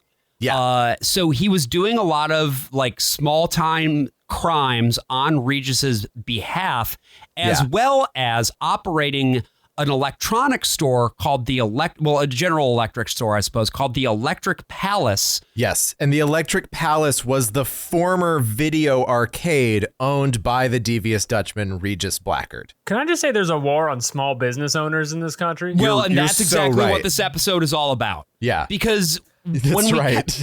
At the point that we get caught up here with Bart, well, it turns out that he no longer actually owns the business itself, right? He is the manager, but the business now is under the ownership of Edwin Blackguard, who is Regis's brother. This identical lore is twin so brother. Complicated. It's just hitting me now how complicated, how unnecessarily complicated this lore is. Yeah, I did not. This is why I thought that Bart was going to be like the hero of it. I didn't realize that, like, because it sounds like the bad guy from the bad guy story is the character who's like the victim of this episode, right? The same voice actor as the bad guy plays the bad guy's twin brother, who's not a bad guy. He's just Frasier, basically. So at this point, here's what we know, right? Yeah. Edwin Blackguard is a good guy, but his brother was the evil guy who is now dead. Edwin owns and operates a theater called the Harlequin Theater, where he does shows. Yes. He also owns the Electric Palace, Bart's store, because Regis owned it before and he inherited it when Regis died. Yeah. These are our table stakes. On the Wikipedia, it does say for Bart that his religion is, quote, non-Christian. Yes. Right. That is true. And it comes across. Yeah. Another point about Edwin is that he is in a lifelong dom-sub relationship with his personal assistant, Walter Shakespeare. That's right. Now, Shakespeare is the sub. However, Edwin is the bottom. So is the Shakespeare in the show is not like a stand-in for Shakespeare? No. Shakespeare? No. Did you think that it was the just ghost his of name. William Shakespeare hanging out with him? Because that would be so much better. Well, they're doing Merchant of Venice, so it's very confusing, isn't it? Yes. And another thing that adds confusion is the whole situation with Bart's land, right? Because right after he gets out of, after the resentencing hearings, right, he's let out on time served. And he immediately goes over to Edwin to talk with him about the state of the store. You want to what? Buy back the Electric Palace from you. Surely you jest. Surely I don't. Edwin, I told you before, I really love this place and I want it back. Now, I'll give you $5,000 down and pay you off the rest. Where did you get $5,000? Well, let's just say I put it away for a rainy day. Look, who cares where I got it? The point is, I have it, and I'm willing to give it to use. Why is he like a caricature of like the people who were advocating for a New Deal? He's like a cartoon from 100 years ago. It's so confusing. It's one of the many strange things about it. And so now, having heard this clip, curious to hear first impressions on Bart Rathbone and his whole deal. He's a bad guy. They gotta put him away. I didn't know that he was supposed to be the villain until too far into it. I was like, okay, this is like a friendly guy whose business was stolen from him by some evil man. This is what happens when you don't study the Bible. I also didn't connect that it was the Merchant of Venice until they meant like literally say it for some reason. I was like, oh, it's about some guy who's a businessman. And then he's like, I'm playing Shylock. And I was like, oh, no. Well, because we also sort of get this next story beat here, because as we all know, in The Merchant of Venice, it's all about a guy who owes collateral on a loan that he took to cover a loan to somebody else. And The Merchant of Venice is kind of complicated. And so the way that they sort of set up the parallel beat here is that they introduce a guy who is an agent from the IRS. Are you Mr. Edwin Blackguard? Yeah, the one and only. Who are you? My name is Leach. I'm so sorry. My card. Harold J. Leach, Internal Revenue Service. You from the IRS? I'm a field agent. What can I do for you, Mr. Leach? My office has learned that you recently inherited some property. A store called the Electric Palace? Yes, but I paid the property tax on it. Oh, we know. Unfortunately, what you haven't paid is the inheritance tax. Inheritance tax? Yes, I have the bill right here. $5,000? No, wait. Let me see that. Oh, sorry. There, that's right. Well, I should think so. $10,000? With penalties and interest, yes. So earlier on, Bart established that he had exactly $5,000 to put down as his down payment to buy the Electric Palace back. And Edwin said, no way, sir. Absolutely not. And Bart was like, oh, yeah? Well, I'm going to call the Taxman on you. Mm-hmm. And of course, because it's Adventures in Odyssey, the Taxman is named Mr. Leach. These government dogs. They're so proud of the Leach joke. They are. He's deeply, deeply proud of it. So here's the thing that y'all need to know about Phil Lawler. The man fancies himself an intellectual. He fancies himself a man of letters and a man of books. He, one of his famous catchphrases is the word no, because he just tells everyone who has any ideas about Adventures in Odyssey or any fan theories, he'll just like log on and type underneath it, no. Or his favorite way of saying it is to quote Act 3, Scene 1 of Hamlet, no. Huh. That's pretty good. Yeah. His understanding of Shakespeare is rudimentary. The Great Bard. If you couldn't tell from listening to this particular episode, the man has a very service level understanding of Shakespeare at tenuous. best. And let's not say any more about his understanding about the tax code either. An inheritance tax of $5,000? Yeah, what the fuck? Wikipedia people were mad about this. Really? They specified that the inheritance tax did not exist at this time. Oh. The Wikipedia page has a lot of complaints about really? the Okay. goofs. I'm gonna have to look tax this up. Goofs in this Well, it was episode. probably an estate tax, which is the same thing. But like, you know, inheritance taxes, estate taxes always have kind of a minimum. And I think in the 90s, it was around like $600,000. Yeah. But people don't know that about inheritance tax. This is one of those things that people always kind of freak out about on the right. It's like, yeah, but what about your inheritance tax? What if you die and you have $32,000 to give to your kids and then they're going to have to pay all that money up? And like, nope, they won't. Well, they just the straight game up is will the not. framing of it is that to make it sound like it applies to you when it's really just to people with more money than God. With so much. I mean, especially now, I think it's in the like tens of millions before But you it's have to pay anything. I want to give my son my microwave, but the government won't let me. I want to give my son my dishwasher. It has 2 cycles. It's a bit of a tell as to like what this show is doing. And this happens every so often where it goes from being just kind of weird in a very general sense to being reactionary in a very specific sense, right? Yeah. Like the Bill Clinton jokes that they make. Exactly. Taxman being named Leach, the lawyer being named Howard Weasel. Is there a Monica Lewinsky episode? No. That'd be amazing. I just feel like that one's easy. Now, Connie, what did I tell you about having sex with the president? What's that on your dress, Connie? No. Who's the stand-in for Bill Clinton? Is it the mayor? No, Is the corrupt mayor? Well, we haven't gotten to this point yet in the show, but there is a Hillary Clinton stand-in. She does Benghazi and Crosstown. So anyway, to get back to the story at hand, Edwin is now in trouble. Jack Allen is unable to front the coin. He's not liquid enough at the moment. This is great children's programming, by the way. Yeah. What the Sorry, fuck?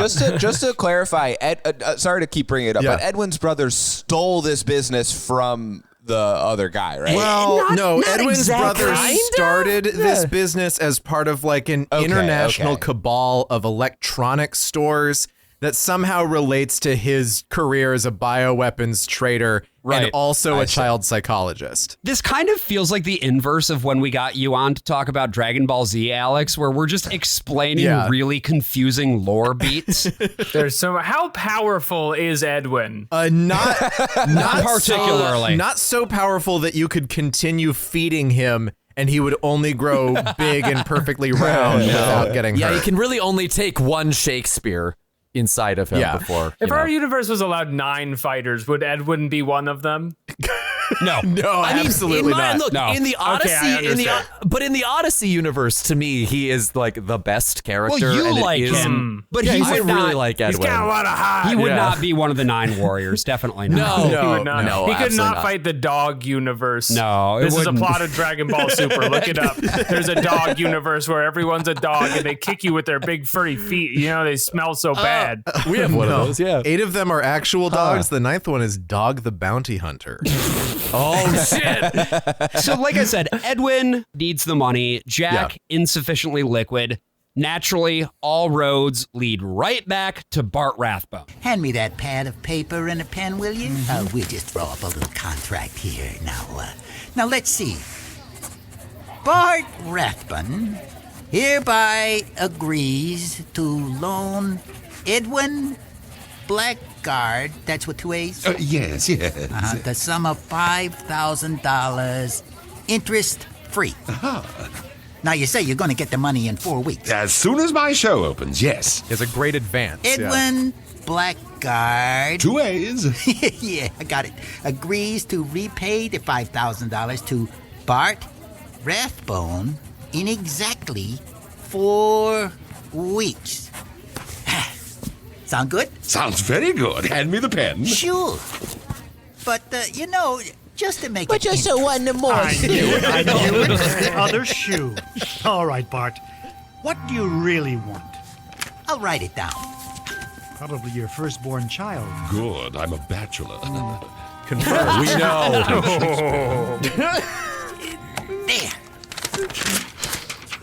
In the event that Edwin Blackguard fails to repay the $5,000 on time, Bart Rathbone will immediately take ownership of the Electric Palace and the Harlequin Theater. My God. Bart. It's the same deal he's getting from the IRS, only mine's better.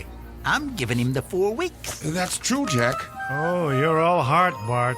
Yeah, because the IRS was like, give us $5,000 tomorrow or we take your restaurant. You immediately foreclose on all of your properties, which you own. What? And again, because the amounts were like essentially the same, I had just assumed that Leach was a guy that Bart had hired to pretend to be the IRS. No, he's a real G-man scheme. Yeah, but it he's just a field agent. so happens that the exact amount is the exact amount that Bart has. Just cause fuck you, I guess. This is a $5,000 store. Yes, that's it. He walks and looks around. He's like, I get like a 5K vibe out of this. Yeah. The 90s were crazy. Are you adjusting for inflation right now, Jeremy? I'm Googling. Yeah, it's crazy, dude. always They didn't adjusting for have inflation. tariffs back then. All of our parents had at least one store. Apparently, it's like $10K. It would be like $10,000. Sounds about now. right, yeah. The Electric Palace is going to go through hell with these tariffs. Yeah. They get all their shit from China. They are fucked. So this is weird, right? Like this is just I don't know what to do with any of this so far. Yeah, we've talked a lot about the potential ethnic associations that Bart Rathbone and his family have, and I feel like this one is falling firmly on one specific ethnicity. I feel like it would be fine if it wasn't also the Merchant of Venice, right? Because it's like, if it was just like this guy, maybe he's from New York, who's to say? Yeah, he's evil like, because he's from New York. Yeah. I mean, it has nothing to do with his religious association. Generally speaking, in this show, if you have some sort of vaguely East Coast accent, you are ontologically evil. Yes. But sorry, keep going, Jeremy. Right. Well, I mean, I was just saying though, like the fact that they bring in Shylock, which is specifically an anti-Semitic character, well known at this time. They don't mention it to all the kids listening who are like, wow, an interesting Shakespeare play. No, I mean, he plays a very physical Shylock. He says that several times. That's true.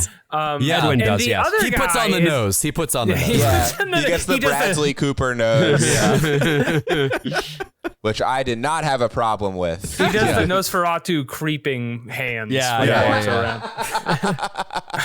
Would you like a contract?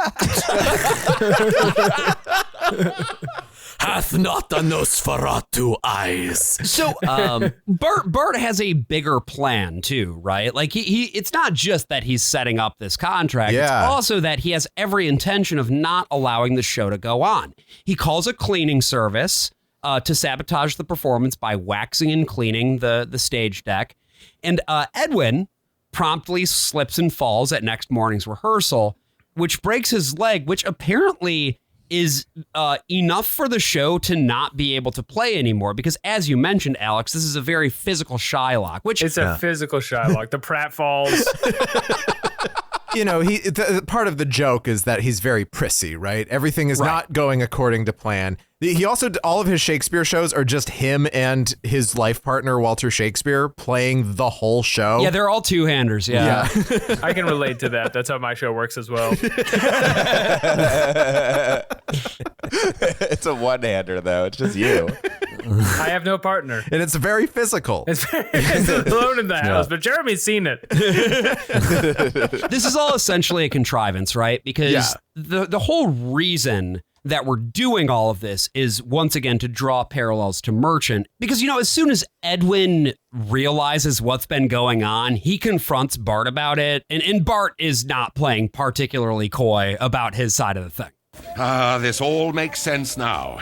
You called the IRS. And kept the notices about the inheritance tax from us. I don't know what you're talking about. But I demand that you tear up that contract. What? No way. You took my $5,000 in good faith, Edwin. But you had the stage floor waxed. Hey, can I help it if he goes jumping around the stage all the time? It's a wonder he hasn't broken something sooner. But show a little mercy. I did show mercy, and I'm still showing it. You got almost 4 weeks to pay back the money. But this cast will be on for 6 weeks. I can't perform. I have to cancel the show. Oh, now that is a shame. But... Look, Edwin, it's too bad about your leg. Too bad. But a contract is a contract, and you signed this one with both eyes open. Yes, but... I am not going to tear it up. Bart shows no mercy. Which, None. you know, and I've heard some things about mercy and its various qualities. It's the least you could do after having your original sin removed. This also confirms the fact that Edwin's portrayal of Shylock involves a lot of jumping. Ooh, gold! There's a lot of prancing and bell kicks. Yeah, he has to dive into a vault full of gold coins. Full of coins. Yeah. And There's only one move you can do. And the quality of those coins is not strained. They droppeth like gentle rain from heaven. But Bart, you had my coins sharpened. If the parallels were not explicit enough at this point, now we finally make it explicit, because Jack Allen, a.k.a. Donald Trump, he has an idea, which is, well, if we can't put on the show for the big audience, what if we put it on for an audience of one? And they press gang Bart into playing Antonio in Merchant for a one-night only performance. In the town of Venice, there lived two friends named Antonio and Bassanio. Friends. Greetings, one and all. Bassanio suffered from a problem afflicting many in the world today. Love, Antonio. I'm in love. Bart, it's your line. Huh? Oh. Again, Bassanio? And pray tell, what is the name of the fair creature to whom you have given your heart? Her name is Portia. Portia, you're in love with a car? Bart, stick to the script. Okay. Her name is Portia. Her golden locks hang on her temples like a golden fleece. But alas, I cannot marry her, for penniless am I, and penniless remain. Huh? Money, Antonio. I need money. Oh, well then why didn't thou say so? How much dost thou needest? 3,000 ducats. 3,000? Listen, Bassie, no woman is worth that, and I ain't even sure what a ducat is. Bart, stop ad-libbing. All right. Not the idiot's tuba. This is like the whole second half of this episode is this little like gimmick Merchant of Venice that ends with Bart getting his life threatened. Like actually for real, a little bit. I gotta say, if you're like out of ideas for episodes of your radio play, just doing like, and then they do a different play episode. That's pretty good. It is a little bit of a cheat. Half the work right there. Right. Life hack. I love that he doesn't learn the lesson too, right? Like at the end, they're like, and now you see what you've done is wrong, and he's like, no. You see, Bart, the chicken was drugs. Right. Yes. Right. And you know that we hit all the main beats in this version of Merchant as well, right? Bassanio being in love. He asks Antonio for money. Nothing about the boxes. Nothing about the chests and the lovers that all have to, you know, the suitors have to guess which chest has the stuff in it. No, they skip that entirely. You should have worked that in, Absolutely. Antonio, you know, fronts Bassanio the cash and borrows it from Shylock, and Shylock has his infamous contract with the pound of flesh. Yeah. And then, of course, time comes to collect later on. We'll play that in a moment. But before I do, I wanted to talk about Merchant of Venice as a play. Yeah. Obviously, infamously read traditionally as a horrifically anti-Semitic play in which Shylock, the villain, an actual bloodthirsty villain who really, really wants his pound of flesh, but more recently has been sort of reinterpreted as an example of, I think if you do it right, you can see it also as the way that all of these people in Venice are making Shylock an outcast in their society. And then you have those lines about like, am I human? Do I not bleed? And things like that. And I think that you can do that reinterpretation in a way that actually makes Shylock a character who you care about. Yeah. You don't have to, obviously. A tragic figure. This basically started in the 19th century. There were these actor managers who were like providing, because the play also ends with the court showing mercy on this horrible Jewish man by allowing him to convert to Christianity at the end. Oh, that's nice of him. Which is fucking crazy. It's a real night court situation. But in like, you know, these reinterpretations of it, right? The conversion into Christianity is forced, it's brutal, and it's horrible to watch. Absolutely harrowing. Yeah, and Shakespeare gave his characters enough interiority that you can turn the play into that. He has enough of an understanding of a character who still in his time would have just been in the tradition of the other plays that were written, like Marlowe's The Jew of Malta, as just like this bloodthirsty creature. This all sounds very cool and interesting, and I don't know anything about theater, but it sounds like a cool thing. But it is a very funny way to deal with like an anti-Semitic character, just to make him like the hero. Yeah. Like it's like a reimagining of Star Wars, where Watto is like everyone's really mean to him the whole time. Where Anakin's like, "Fuck you, you slug." I was just trying to run a business. He lets his slaves race. None of the other ones let their slaves race. Come on, you're gonna hurt your slave arm. This is basically the premise. This is the whole idea behind Curb Your Enthusiasm. Right. It's Shylock from his perspective. It really sucks when Larry David is forcibly converts to Christianity at the end of that series. That would be good. That would be really funny if they forced him to become Christian. To be fair, too, Larry David does not allow his slaves to race. No, never. Even if you do a more sympathetic reinterpretation of it, and I saw a very good one at the Stratford Festival in Ontario, like fucking 14 years ago or something like that. You do, as you were saying, Jeremy, you still run up against the limitations of the text itself. But rather than trying to even do anything about that at all, what Adventures in Odyssey does is they leave out the fact that Shylock is Jewish entirely. Yeah. And they just make it be like, wow, this guy's a huge fucking piece of shit, huh?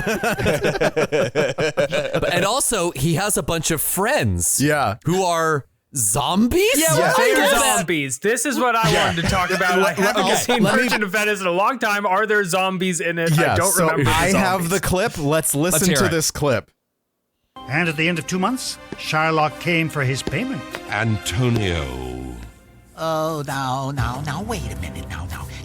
Can't we work something out here? No deals will be made, for a contract is a contract. Hey, now, look, show He said a that little earlier. mercy, huh? Mercy to you who have disgraced me and hindered me at every turn. You who have laughed at my losses, mocked at my gains, thwarted my bargains, heated mine enemies, cooled my friends. Whoa, now, who are all these people? My friend. If you prick us, do we not bleed? If you tickle us, do we not laugh? If you poison us, do we not die? And if you wrong us, shall we not revenge? Revenge! Shylock must have his revenge! One idea! The contract! The contract! What's going on here? The contract! Get away from me. Contract! Hey, let go. Shylock! Fulfill the And now, Antonio, your punishment is at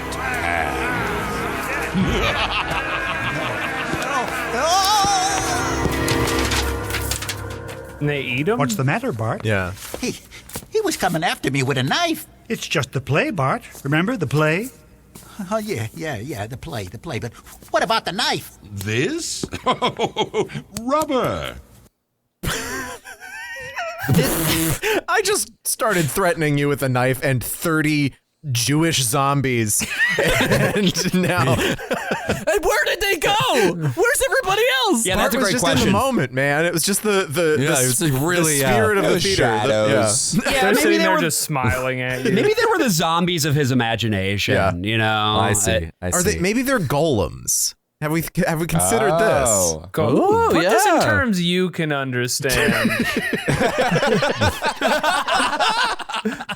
There are discussion questions. Oh, let's hear it. Yeah, okay, yes, yeah. Jeremy, hit us with those. let's focus on I the think that's a good discussion. guide for They're this. Yeah. honestly not really particularly interesting. Oh, the damn. 3 discussion questions are, why did Bart want the electric palace back so much? Because it's his store. What are you It's talking his about? Store. Yeah. Bart told Edwin a contract is a contract. Was he right? He was right. I mean, It is yes, a That is what contract. contracts are, yeah. That And the yeah. final one, describe a time in which you have shown mercy or when someone else has been merciful to you. Oh. I'm seeing a fourth one here. Did Watto let his slaves race? Okay, I wasn't going to bring it up, but I did one time learn that Larry David's ancestors in America did own slaves. And Yes. Alex and I on our podcast did a long bit of Larry David as a slave owner. And then we found out that it wasn't recording. And it was just gone forever. We just didn't ever do it again. It was gone with the wind. That just sounds like a bit that would be perfect exactly once, and it would be impossible to recapture It's that. impossible. way. It couldn't be done again. Yeah. Oh well. I That's tried too to bad. forget it. Not today. Not today. Not in Certainly this today. economy.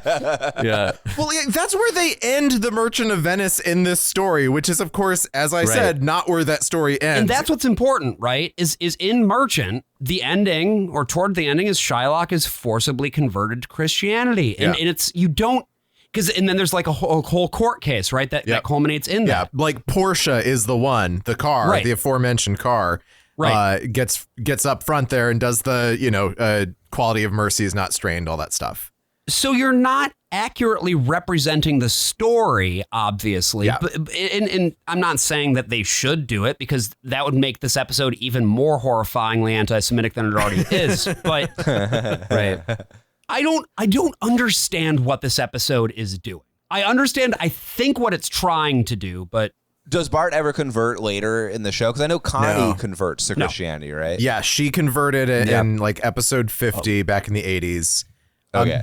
Eugene has now converted. Yeah, just about everyone converts, but his voice actor died in 2008, Walker Edmiston.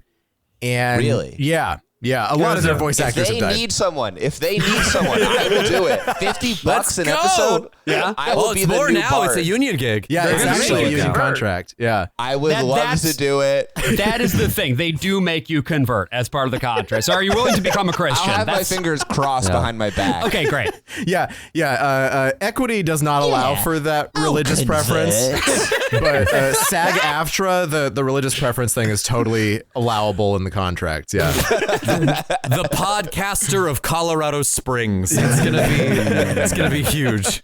I'm excited. I'm happy to do it. But yeah, I mean, at the end of all of this, Mercy is also then shown by Bart to Edwin. We learned that actually it's really important that Edwin stay a landlord so that he can support his dying mother. His mother's dying. I love She's how very out of frail. left field this hits you. Yeah. Like, they didn't even mention her at the beginning of the episode. They could There's have. a brief moment where he says, "Goodbye, theater. Goodbye, Electric Palace. Goodbye, Mumsy." Yeah. And that's it. Yeah, but that could be a cat's name. Like, I mean, that's it's the his thing, Mumsy. right? They've talked about his Mumsy before. Talked about Mumsy before. They have with before, but Regis, he talked about her, and with the lawyer from Donkey and McCormick. Anyone who knows Odyssey lore will know Mumsy. Yeah, come on. Come on. Yeah, no, I Jesus. understand all that, but because it's been a while since the show has been like that lore heavy, it would have been nice to have a passing reference to her near the beginning, so that when he brings it up at the end, it can be like, oh, okay, yeah, he talked about her before. Just one line, right? Where she's like, a single straight line. up. By the way, Robert, this is Mumsy. I'm sick. Cough, cough. I'm standing in a field and I'm so sick. You look at me and you just want to shake your head. But I guess this kind of... Oh, you are shaking your head. This is where I want to ask Alex and Jeremy, both of you, how are you feeling? How are you feeling about Adventures in Odyssey? Really? No, wait, really? I liked this episode. I thought it was very powerful. Unfortunately, I looked it up, and apparently the ADL counted it as 60 counts of anti-Semitism. And I think I see John Fetterman on the roof outside my apartment holding an Israeli flag. Oh, wonderful. Love it. I'm surprised they didn't delete the Adventures in Odyssey section of the do not listen part of the website for the ADL because of how pro-Israel Focus on the Family is. Yeah, exactly. but seriously though, both of you, obviously, this is your first experience with. You were both saying neither of you grew up particularly religious or anything like that. So diving into this shit in the way that we did, was there anything that jumped out at you, that struck you? Was it just kind of silly, weird? Was there anything where it was like, oh, holy shit, that was weird in a darker way than I was expecting? Well, a lot of it, I was just like, wow, this is fire. This is this is flames. But at the same time, I did feel, and they touched on this on the show, but my East Coast condescension kick in because I went to Catholic school until 9th grade. So we did get a lot of very specific religious media, but it was better than this. Do you know why? Because they were vegetables. And does it make a difference? Dragon Ball Z, they're all vegetables. VeggieTales, they're all vegetables. The fact that you're wondering what religion is this cucumber then takes it to the next level because there's layers to it. It has a story and it's fun the whole time. So what you're telling me was that this was not fun the whole time.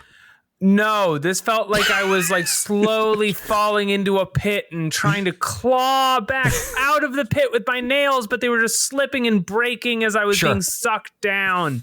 Also, for a while, I was listening to it on a bike and I forgot to turn the screen off on my phone and the Merchant of Venice one, and it was skipping around. And so I heard the same line 7 times. And I just wanted to kill myself. It was so hard for me. It's rubber. Yeah. It's rubber. The Antonio part, boring. I heard so many times. Portia, you're in love with the car? That specific line. I listened to it at 2 a.m. while playing bullet chess on my computer, and I was locked in. I won every game of chess listening to this. Bullet chess. Great. Is that the Matrix bullet time? Yeah, you have to dodge the pieces in slow motion. Is it just chess? Because I'm not interested in chess. It's chess, but you only have a minute each, so you have to move really fast. Okay, but you don't shoot guns or anything. It's the silliest version of chess where you're kind of just goofing around. because you don't have time to think. Jeremy, did your experience sort of reflect Alex's, where it was like, Jesus fucking Christ? Or was there anything that... It's definitely like very foreign to me because I didn't even watch VeggieTales or anything like that. Okay. I grew up, I went to like Hebrew school. I was a Reformed Jew growing up, which is like the least kind of Jewish you can be. Like people who are genuinely Jewish don't consider me Jewish at all. So like I only am really considered Jewish by like the people who send me messages on Twitter after I have a viral tweet. But they're very insistent. I've seen them. They really think it.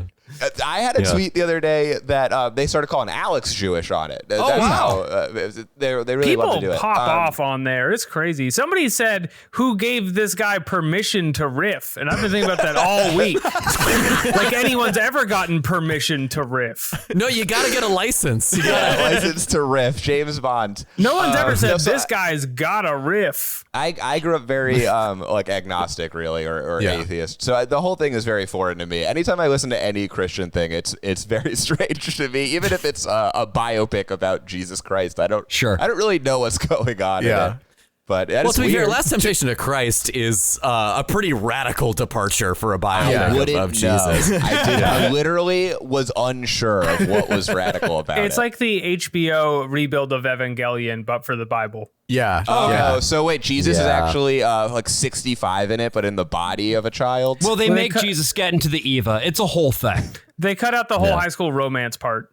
Right. Yeah. Yeah, don't get me started on Teen Just. It's just the Christian version of all other 90s media where they just loosely parody a movie. Like I used to have, I had a podcast. Very loose. Yeah. I had a podcast where we watched every episode of the Super Mario Bros. Super Show, which was an 80s, 90s Mario cartoon. And it's the same fucking shit as this, where they're like, this week we're doing, I don't know, some movie. It's Blade Runner, but he's Blade Plumber. And Mario's going to go through the basic beats of Blade Runner, and the lesson at the end is that you should always give your friend some of your pasta if you're like an Italian guy.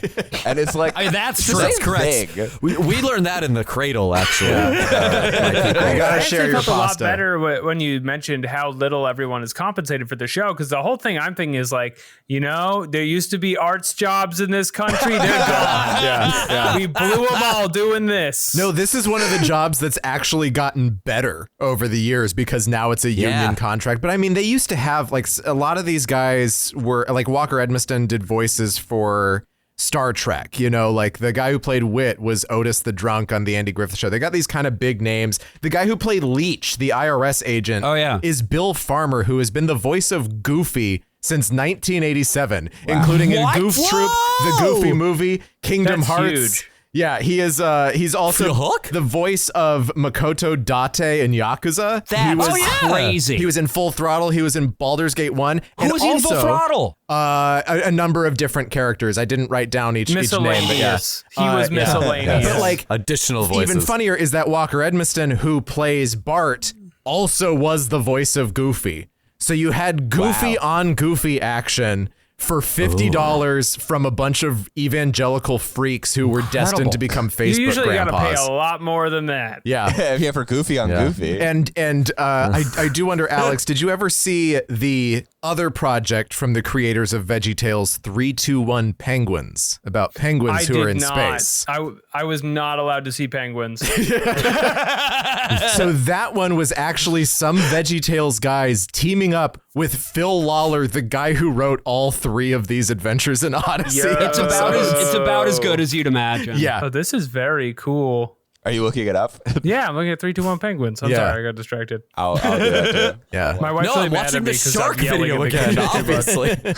I've never even seen a VeggieTales. I've only seen it in photos. You could see the one where with Judah and the Whale or Jonah and the Whale. I'll check That's it out. like the big movie version. I'd also recommend any of the silly songs with Larry. You know, as Larry's I've said, so funny. He's such a talent. Yeah. I mean, That's the thing, though. Like, you know, he was such a talent, but Hollywood chewed him up and spit him out after all those years of like substance abuse and like, you know, he had a couple of TBIs driving his motorcycle. They stuck him in brine. He came out pickled. It was awful. One of the few Hollywood Republicans. Yeah. Him and Vince Vaughn used to hang out all the time. Kelsey Grammer would be seen leaving his house at like 2 a.m. in Wedding Crashers, but he was so awful on set, they replaced him with Owen Wilson. He was going to be sitting in the Clint Eastwood chair that was supposed to represent Obama. That's what that was. Alex, Jeremy, I want to thank both of you so much for spending time with us today, talking about this dog shit radio drama. Here's the thing. You guys do a podcast that is not dog shit. In fact, it's quite a bit of fun, and I know because I've been on it. And why don't you tell us a little bit about your show, as well as what people should do if they want to follow you around online more broadly? Thank you for saying that, Josh. Jeremy, how would you describe our show? It's sort of an anthropological look into certain communities of perverts. Well, we go on the website Quora, which is a questions website, and we read the questions, and then we look at the people who answer them, and we make fun of them. Yeah. If you listen to this show and you're like, this is really well produced, what's the opposite of the approach they take here? Where it's all on one track and they just shoot that baby online. Yeah. I was going to say, Josh came on for a great one where we've read a lot of the cuck subreddit and the bull subreddit. Yes, that was a Patreon episode. It's a bonus. Which I would recommend to literally anybody. That was one of the most fun guest appearances I've ever done. Yeah. It was I think about, because we start on cuck psychology, right? Yes, and then I think it was we were about 15 minutes into this episode, and I can't remember, Jeremy, if it was you or Alex who was like, wait a minute, is there a bull psychology? And that was when the episode went fucking ham. You turned the thesis into synthesis. Yeah, absolutely. So, you know, really, really deep dive there into the minds of cucks, bulls, and how they regard each other. Would recommend not well. Not well. You think. And the women between them. Yeah, you think that because of the symbiosis of their whole deal, that they'd actually get along great. No, they don't. It's a sort of Venom situation. Yeah. It's like Venom and Tom Hardy with Eddie Brock. There it is. So other than Quarators, and obviously you have a third co-host on that show as well, Claire O'Kane, who is also delightful. If folks want to follow you two around, what should they do? Search us. Yeah, look us up. Use the internet. Use your phone. I guess the phone will probably have it. Anywhere. Just find John Fetterman wherever he is standing with the Israeli flag.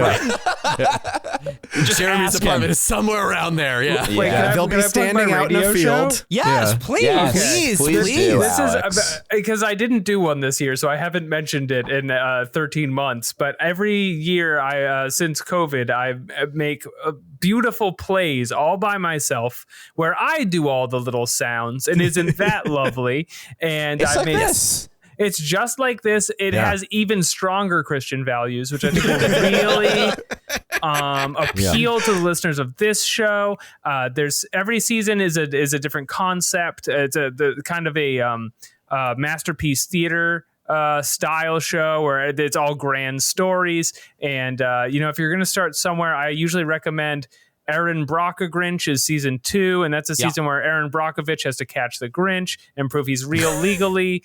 And it just touches on a lot of issues you're going to find salient and relevant today. So I have the numbers for this thing. It is very, no one has heard it. Now we're going to bump those numbers up. Let's get it the boost here. It's called Theater of Delights. It's free on your podcast app. Go check that out. And I know I recommended at the very beginning of this episode, Grand Nitterino. I know for a fact that a lot of the people who listen to our show will delight in Grand Nitterino. It's just like the perfect intersection of everything that listeners of this show enjoy.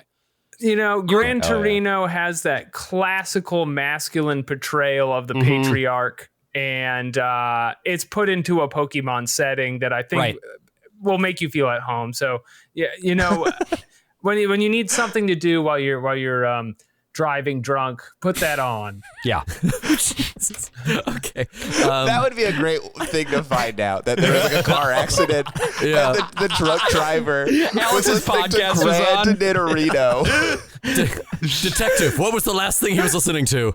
Ah, God damn it, was Grand Nitterino again. It's just this one guy doing voices, I think. He's like pretending to be all the Pokemon. He couldn't legally get the bleeding Pokemon out, it's just sounds. blaring over the speakers, yeah. He talked to an IP lawyer who said he could not use the Pokemon names. We did it anyway. He said they can come find me. What are they going to do? They're cowards. Exactly. Oh, no, they've sent John Fetterman. And obviously, thank you, dear listeners, so much for listening to this episode of The Worst of All Possible Worlds. If you enjoyed this, we got a whole lot more like it in our back catalog. Yeah, if you want to understand the lore, we explain all the lore. Yeah, you can go all the way back to episode 1 of Whit's Endless Summer if you so desire. It's a fun ride. And you can get that as well as many other great episodes, including premium ones, at our Patreon, which is patreon.com/worstofall. So go give it a look. So we've had a lot of fun today. Oh, yes. We've explored the majesty of Little League Baseball that apparently everyone in the town of Odyssey tunes into on their radio. We have covered the dangers of choking your chicken. We have discovered the dangers of staging the Merchant of Venice in a contemporary setting. But the thing about Adventures in Odyssey and all the fun that you can have is that it is essentially at its core a show that is a bait and switch. It will present something that is very fun, and then at the very last moment, gut punch you with some real fucked up Christian shit. It's almost like the show itself is a rubber chicken. But what if I were to tell you that chicken was drugs? Fuck! I'm the worst of all possible AJs. I'm the worst of all possible Brians. And I'm the worst of all possible Joshes. See you next week.